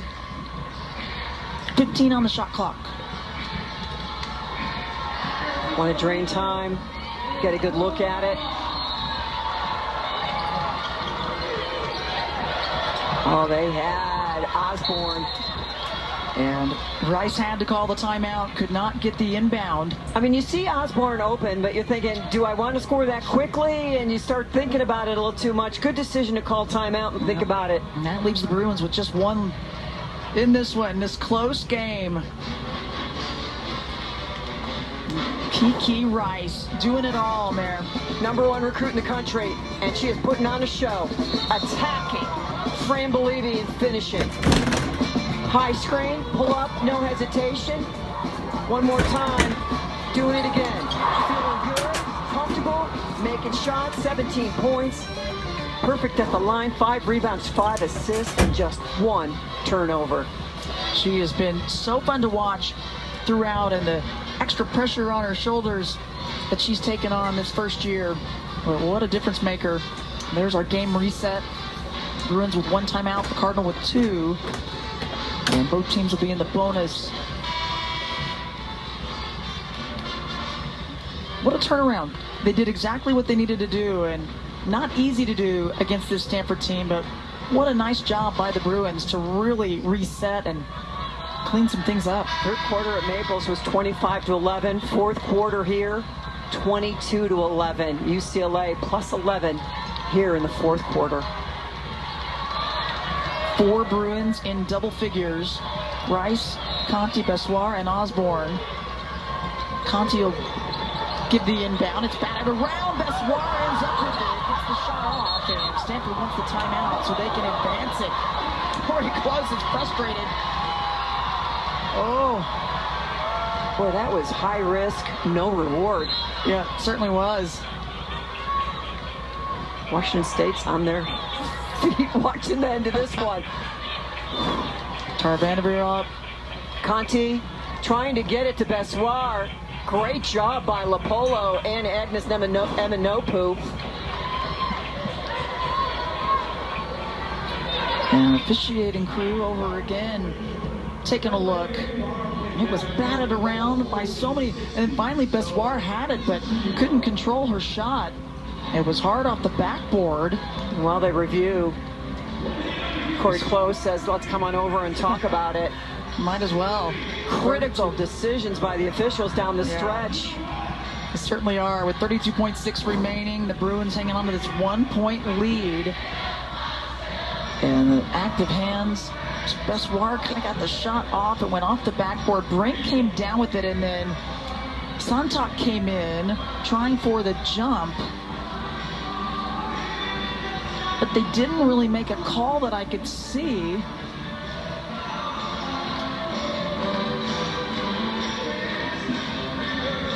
Brink says, ball's mine, but look who's right there on the spot. But you could see Haley Jones calling timeout, Fran Believy calling timeout. The official saying jump ball. Yeah, that I saw. What a Tiffany Bird with the thumbs. I saw the jump ball call originally. Haley Jones was on it, and though, Haley Jones was timeouting it the whole way. But as Brink was bringing it down and Haley Jones is calling the timeout, Sonntag was right there, hands on the ball as well. It's going to be interesting to see what the officials come up with. Chuck Gonzalez over talking to Tara Vanderveer. One more time. Watch Haley Jones.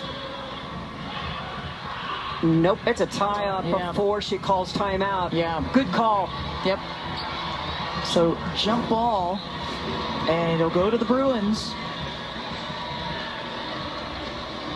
Boy, UCLA needs to make some better decisions. Yeah. Bessoir inbounding it now.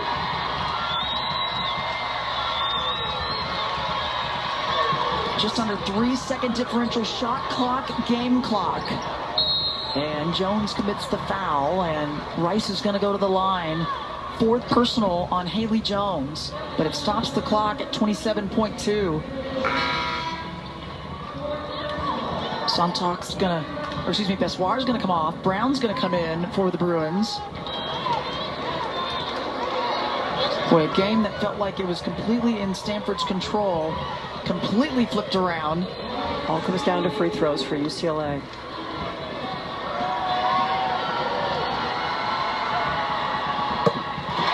Clutch first one there for Rice.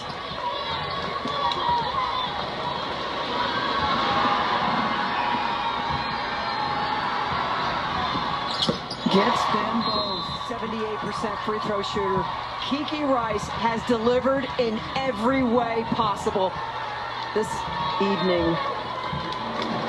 3-point Bruins lead with 27.2, and Stanford will advance the ball. Plenty of time to get a play going.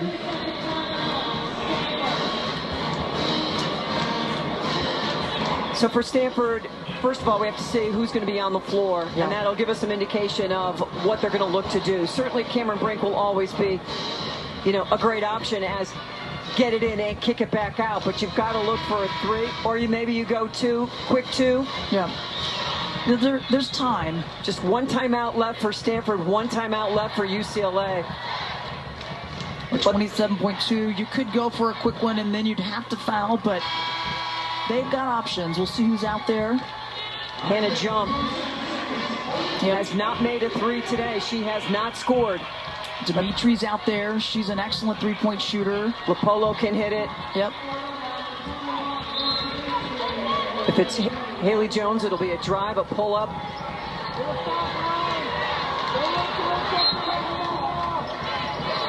Rapolo's had a couple of threes. They go inside to Brink instead, and she comes around, and Sontop was there. And they're going to call her for her 5th personal. She tried to stay with Brink and could not do it.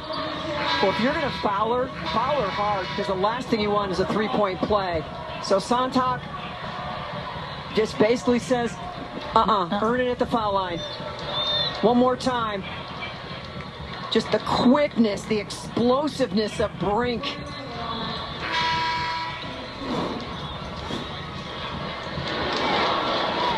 And the 5th foul gives you a little bit of time if you're Corey Close before you make the substitution, so she can have a quick little huddle with her team. Brink stands at the line waiting. 23.6 remaining in the game. Both teams in the bonus. Both teams with one timeout left.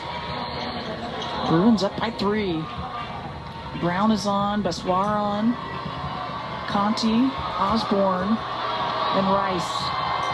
And the first free throw good for Cameron Brink. 18 points, trying to add to it. Stanford's got the quickest lineup they can put on the floor is ready to play D. Yeah, Navarre on. And full court pressure, both free throws good. Bruins get the inbound, and a foul going to be called on Belibi that'll put Rice to the line.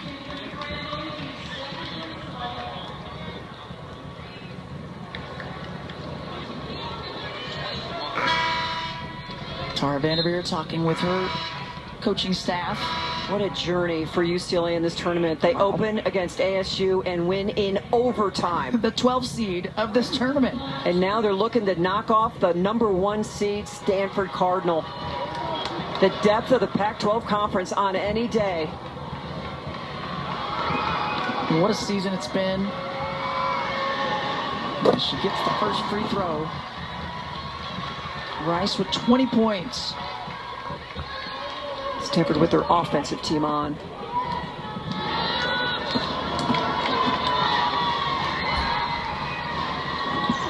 And this is the second, batted around, long rebound to Conti. And the Cardinal have to foul.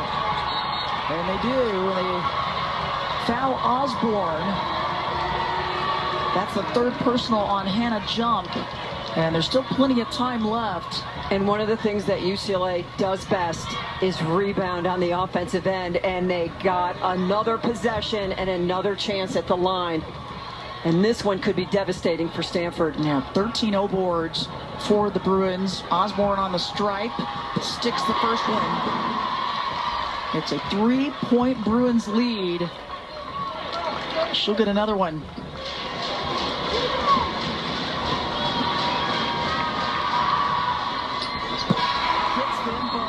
Possession game, Mayor. Those were big. They sure were. But bigger than that was just getting possession of the ball. Stanford's inability to secure the rebound off the missed foul shot by Kiki Rice. But you said it, the Bruins, they are such an incredible offensive rebounding team, and they tipped that one around and gave themselves the extra chance at the line. So no timeouts left for Stanford. They will advance the ball with 14.9 left. Down by 4. Here's the missed free throw. And it is Bessoir who goes up, keeps it alive. Conti secures it, does a great job of kicking it out, chewing up some time. And the foul on Charisma Osborne. Those were her first free throw attempts of the game. Ice in the veins of Charisma Osborne, the senior from Moreno Valley, California. 3-time All-Pac-12 member. Moved into 12th all-time in scoring. Those 3 heartbreak losses that UCLA had in a row. At Colorado by 3 in overtime. At Utah by 2. And that miracle finish. And then against Arizona by 5 in overtime. There comes a point where you learn a lot from games like those, and you can see it with the Bruins and their perseverance. They've had a tough non-conference schedule as well. They went to South Carolina, a loss there, but a win against Tennessee earlier in the year. Haley Jones to inbound on this near side. And the Cardinal got to get a bucket. Polo on the drive, lays it up. 2-point game. 8 points for LaPolo. And Corey Close calls her final timeout. You know, that's always an interesting decision. Do you want to let the defense set up or just get it inbounded and get going? They choose to take it up by 2. Great decision by LaPolo. What's open? Nothing's open there. Let's go this way. They clear it out. Great job by Hannah Jump. You could see her back away to the 3-point line and open up the driving lane for LaPolo. The respect. Bessoir is out of the way. LaPolo finishes. And Stanford lives for another day, at least for another 8.6 seconds. Yep, they've given themselves this chance here. So no timeouts for either team. 8.6 left. So if Stanford is able to regain possession, no ability to advance the basketball. Yeah. Bruins call the timeout in order to advance it now. Now you got to get it inbounds, though, Mary. You don't have any timeouts, so got to get it in. Conti will do the honors. Your best sideline out-of-bounds play. Secure the basketball. Fran believe he's going to jump up and down like her life depends on it.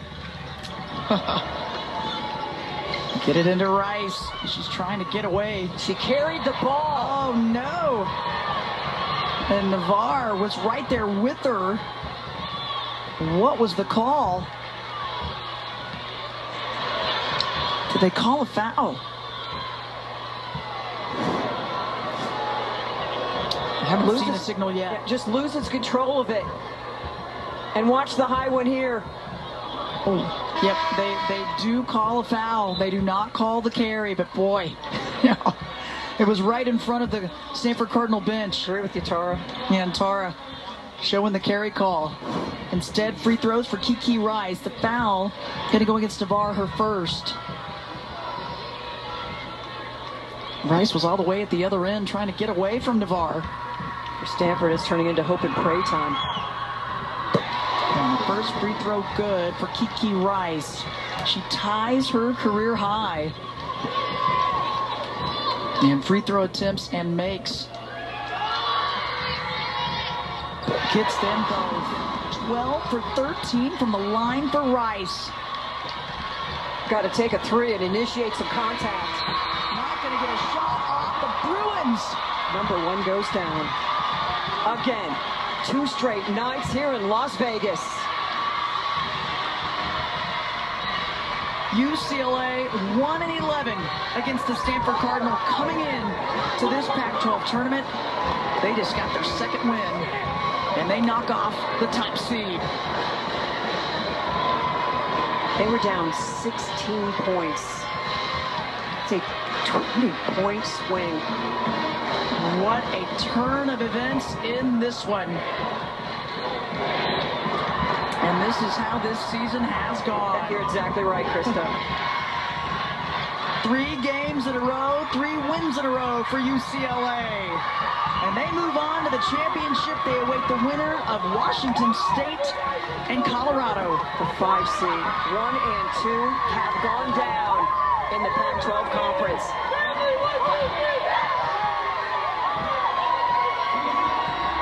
Elation for the Bruins. As we take a look at our tournament brackets presented by New York Life. 5 seed UCLA taking down 1 seed Stanford. They await the winner of our next semifinals. 7 seed Washington State and 3 seed Colorado. Bruins gonna have to rest up. They got a day in between. They will face the winner of our next one on Sunday in that championship game. Boy, have we seen drama in Vegas. We certainly have. That's gonna do it for us. We're gonna send it now to Ashley, Elise, and Angela for the Tums game break. How about that one, ladies? Unbelievable. Krista Blanc and Mary Murphy. Terrific call by you two. Terrific comeback by UCLA. They were down 16. It is tied for the biggest comeback in Pac-12 tournament history. Oh, here they come, the UCLA Bruins. Sheena Conti, take a seat. Kiki Rice, take a seat. That was impressive. UCLA takes down Stanford. 69-65 is the final. I bet that one felt good. Gina, congrats. Thank you. I gotta know. The band is loving it. The fans are loving it. Can somebody tell me what was said at halftime? Yeah, right? We just really talked about how, like, we can play tough and together. Like, come together. No one can break us if we play together. We move the ball, and we play for each other. And we came out the second half, and that's exactly what we did. Kiki, y'all were down by 16 points in the 3rd quarter. How did you build this comeback? We've really been working all year for this kind of fight, and I think, at halftime we knew we had to come out and play hard, and this team wasn't going to give up, and I think we really set our minds to it, and we did a great job. Well, Gina, Stanford is 73-6 when Hannah Jump hits 1 3-pointer. She didn't hit any 3-pointers today. You were on her the entire game. What was that defensive assignment like, and what did you take to heart? Thank you. Yeah, we just talked about we have to chase her. Obviously, Hannah Jump's a great shooter. Our defense just really had to be aware where the shooters were. Oh, you hear me? Okay, of where the shooters were, and so I was just trying to do what I can for my team and just get through screens, and they made it easy because I knew that if I was chasing, they'll have my help on the curl, so I was able to commit to that, and then they were able to help me on that. So. You guys, this has been the year of the upset. And this Pac-12 has never been stronger, and you guys are going to play in the finals tomorrow. You knocked off Stanford, who's going to be a #1 seed potentially in the NCAA tournament. Tell me what this means to you this year, when a year of full up and downs. You're in the top 10. You had some losses. It's been a battle, but you're here and you're playing for the title. What does this mean? Yeah, it really means so much because this whole year we've really, we've been putting in the work, and I think, we've had our ups and downs. We're a young team, and we've, I feel like we've been putting it together at the right time, and that's what matters. Going into March, having that momentum, having that energy, and I think it's really our leadership group, Charisma, Emily, Gina, Cam. I think, everyone is just, we have a great team, and I'm just so happy to play. Kiki, what allowed you to go for a career-high 22 tonight? I mean, it felt like you hit so many big buckets, especially down the stretch. You were perfect from the line until you missed that one, but your girl got the rebound, so it all worked out. What was working for you out there? I think it's just really the trust from my teammates. They really give me the green light to go out there and do what I can. My coaches the same. And I think when I have that great supporting group around me, I know I can just give it my all. I'm okay with making mistakes, but yeah, they have my back. I know that. Corey Close in the house. Man, I'm just ready to ride their coattails. Unbelievable. Congratulations, Coach. I was asking what the halftime speech was because you guys came out.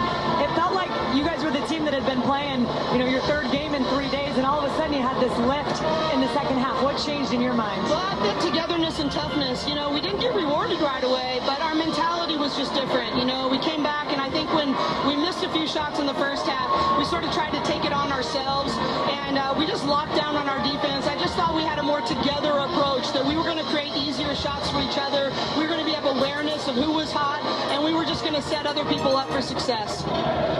Coach, go ahead. Coach, you talk a lot about passion plays. Yeah. What were some of those passion plays that showed up today? Well, a bunch of those assist screens that set Kiki up for her pull-up jumper, or those down screen pin downs that set Gina up for those catch and shoot threes. You know, out of area rebounds off the free throw, off some of the loose balls down there that created transition threes. You know, I would say, you know, it wasn't actually as many passion plays today than we would like, but I'll tell you, they were happened when they counted. Right time. Coach, you just beat Tara Vanderveer in Stanford. You have never been able to do that here in the Pac-12 tournament, and you know what that means because she's a legend. What does it mean to you in this program to have a signature win against Stanford at this point in the season? Well, it's sort of two separate answers. One is I have so much respect for Tara and what she's done, and we wouldn't be in the position as a conference that we are without her leadership and trailblazing. She's just tremendous, and they deserve so much respect. But we weren't doing this to beat Stanford. We were trying to do this to be us and to reach the championship game, and I think that mentality is different. We believe in ourselves, and we had to be hunters, and we had to believe from the start that we'd earned the right to be here. Coach Shannon talked about that this morning with the team. This is not happen chance. This is not hope. This is we earned it, and we got to go take it. You did earn it, and you are going to go take it. I'm excited to see you guys play on Sunday. I'm glad you get a day of rest. And I just got to give a shout-out to Lena Sontag. Yes. I saw you in tears on the end of the bench yesterday, even though you guys were winning. I know you've been sick, and I know you've been battling, so I know you're going to be fully right on Sunday for the championship game. Congratulations. You guys are amazing. And can I just say this, Ashley, that what you just said about Ashley could be said about so many different people at different times in the season. And, you know, the phrase that we've been beaten to death is sometimes you, sometimes me, always us. And the reality is without selflessness, without sacrifice, without truly playing for the four letters across your chest, more than yourself, that doesn't happen. And that's another example of what we've seen from each other all year long. I love that. I just got a request for an 8 clap. You guys gonna give us an 8 clap?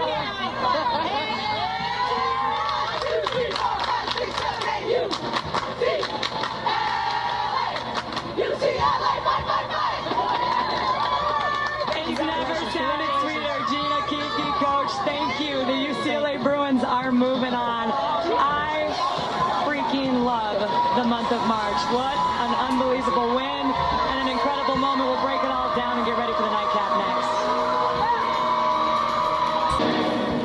Another epic game here in Las Vegas. UCLA, the slow-mo celebration. You can't beat it. 69-65. They come all the way back from down 16 to snap an 8-game Pac-12 tournament losing streak to the Stanford Cardinal. Welcome to Game Break presented by Tums. I think Stanford fans are going to need some Tums after that comeback win. That was unbelievable. Angela Taylor, Wow. Elise Woodward, Ashley Adamson back with you. And it kind of felt like there was, I mean, I don't want to say you never know what's going to happen in the second half, but in my brain, I'm not thinking that UCLA is going to make that run. And they just kept coming and coming and coming and coming.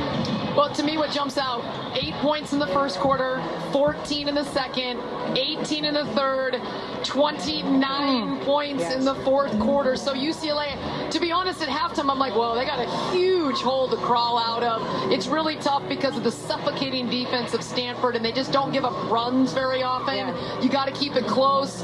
But UCLA, as Corey Close and the team told us, they just never stopped believing, and they made clutch free throws. Kiki Rice, a freshman, on the biggest stage that she's played on in her life so far, was 12 of 13 from the line, and the miss actually was better than a make because that's what sealed the deal.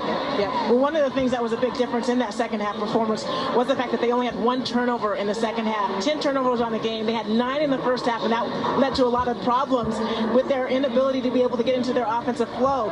They took care of the ball against a really good Stanford team defensively while they were attacking the paint, spreading the floor, getting open shooters good looks, and Kiki Rice was special. She is no longer a freshman. Kiki Rice is really special. She put her imprint all over this game on both ends of the floor, and it was so fun to see them celebrate at the end. They led for less than 2.5 minutes of this game, but they led when it mattered most, which was when the clock hit 0. Let's take you through how this thing went down. They came in, Stanford was 11-1 against UCLA in this tournament. UCLA had played another game, so you wondered how their legs would hold up.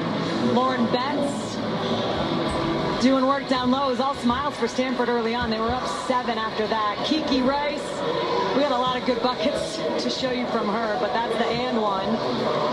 She's at her best when she's able to attack the paint and finishes so well with contact.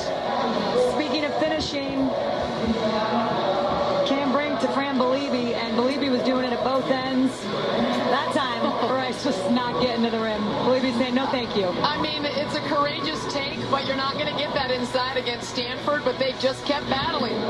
Third quarter, Haley Jones finishing, and so Stanford is up 16, their largest lead of the game, with a little over 5 minutes left in the third quarter. But all of a sudden, you started to feel it. Emily Bessoir knocking down the three. She had 14 points. That was part of an 18-6 run. And then Gina Conti got it going. She was 3 of 6 from deep. And it was like you could see the confidence building as you watch this thing play out. Rice hits the jumper. UCLA up 1. Charisma Osborne, we haven't talked about her. She was 0 of 6 from 3 until she's knocking down a huge bucket.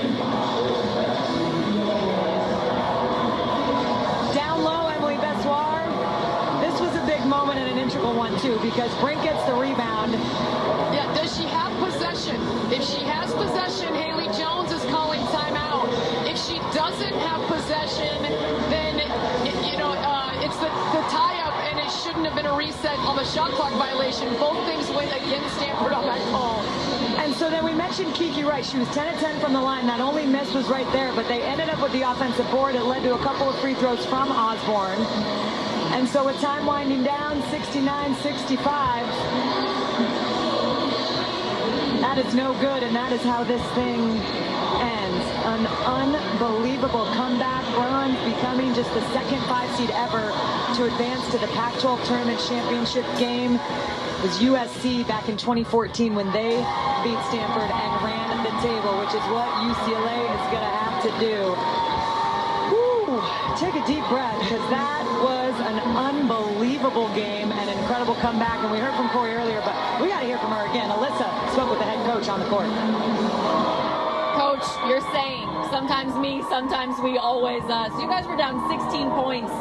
Talk to me about how you guys came back. Well, we talked about togetherness and toughness, right? And in the first half, when things weren't going our way, we splintered just a little bit, tried to do things on our own, and we told them it's not going to be good enough that way. We had to link together, and we had to create easier opportunities, and we had to have more toughness in the paint and on the boards. And I thought Kiki Rice was huge, hunting for. She was a hunter today, not a reactor. Gina Conti was just money with catch and shoot threes, and I just thought our defense held us down the stretch. I crunched some numbers. Kiki Rice was responsible for 21 of your fourth quarter points, assists, steals, offensive rebounds. For what she's been through, you talked about this being a hard year for her. To see her come through like this. Well, that's what perseverance does, and that's what work ethic does. We always say in our program, the work done in the dark always eventually comes out in the light. And boy, nobody has more work done in the dark than Kiki Rice, and paid off today. Going to the championship. Congrats. Thank you so much. Appreciate it.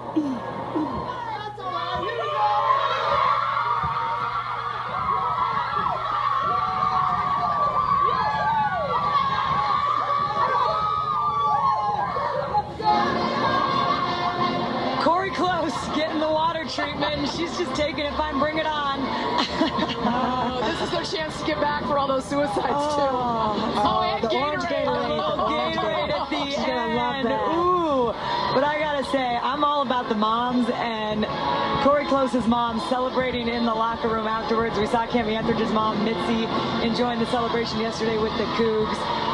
It's even better and more sweet when you have your family around you. There's no question about that. There's no question. You guys, that joy is not something that can be generated without so much passion and intensity and joy and what is on the line. And we all love March Madness. We all love what it means. When you're here and you get to see this and see the joy, this is a moment for those UCLA players and for the coaches that have put in so much time and effort. It's a moment they will never forget. It's a program-defining win where you'll talk about it 10 years from now. You got to the title game. You knocked off Stanford, who's a top 5 team in America. It's something that's really cool to see up close and be a part of. Oh my goodness, it definitely was. And to put it into perspective for Coach Corey Close, Coach Close grew up in Milpitas, California, right across the bridge from Palo Alto. As as a freshman and junior in college, she would work Stanford's camps with us. An amazing individual, such a wonderful human being. But she was studying Tara. She was asking Tara questions all the time. And you just see the respect that these coaches in this conference have for one another. But this had to be an amazing moment for Corey Close to be able to beat on this stage someone that you have the utmost respect for. Yeah, and they have a special relationship, as does Tara have with most of the coaches. I mean, around the country, it feels like everyone's reached out to Tara and she's mentored them at some point. We are going to talk more about Stanford because guess what? They still got a lot of basketball left to play as well. But this night belongs to the UCLA Bruins. Gina Conti, so glad she came back for another year. We'll be back after this.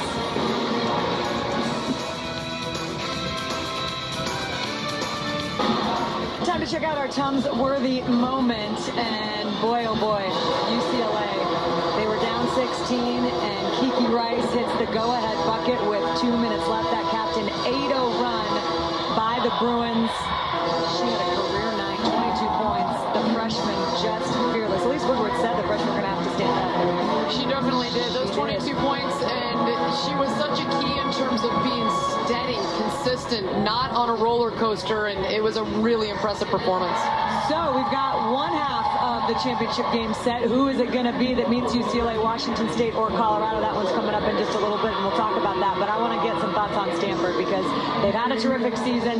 They've got a lot more basketball to play. They were projected as a 1 seed. I know you've been talking to Charlie Cream. What's he saying about the latest? Yeah, Charlie Cream, bracketologist, said for ESPN that Stanford is still a #1 seed with the loss, but now there is a vulnerability if LSU were to pull out the SEC title over, you would assume, South Carolina, which is the #1 overall seed projected in the tournament. So Stanford for now is safe unless LSU pulls off that upset win. Well, there's some things that this Stanford team needs to work on. In the second half, they took the air out of the ball. We're trying to get shots off with low on the shot clock. And of their starters, aside from Brink and Haley Jones, their other 3 starters only accounted for 10 points in this game. They're going to need more help. They are.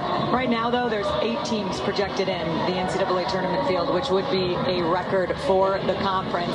There's 8 in the top 38 of the net. It's insane. Unbelievable.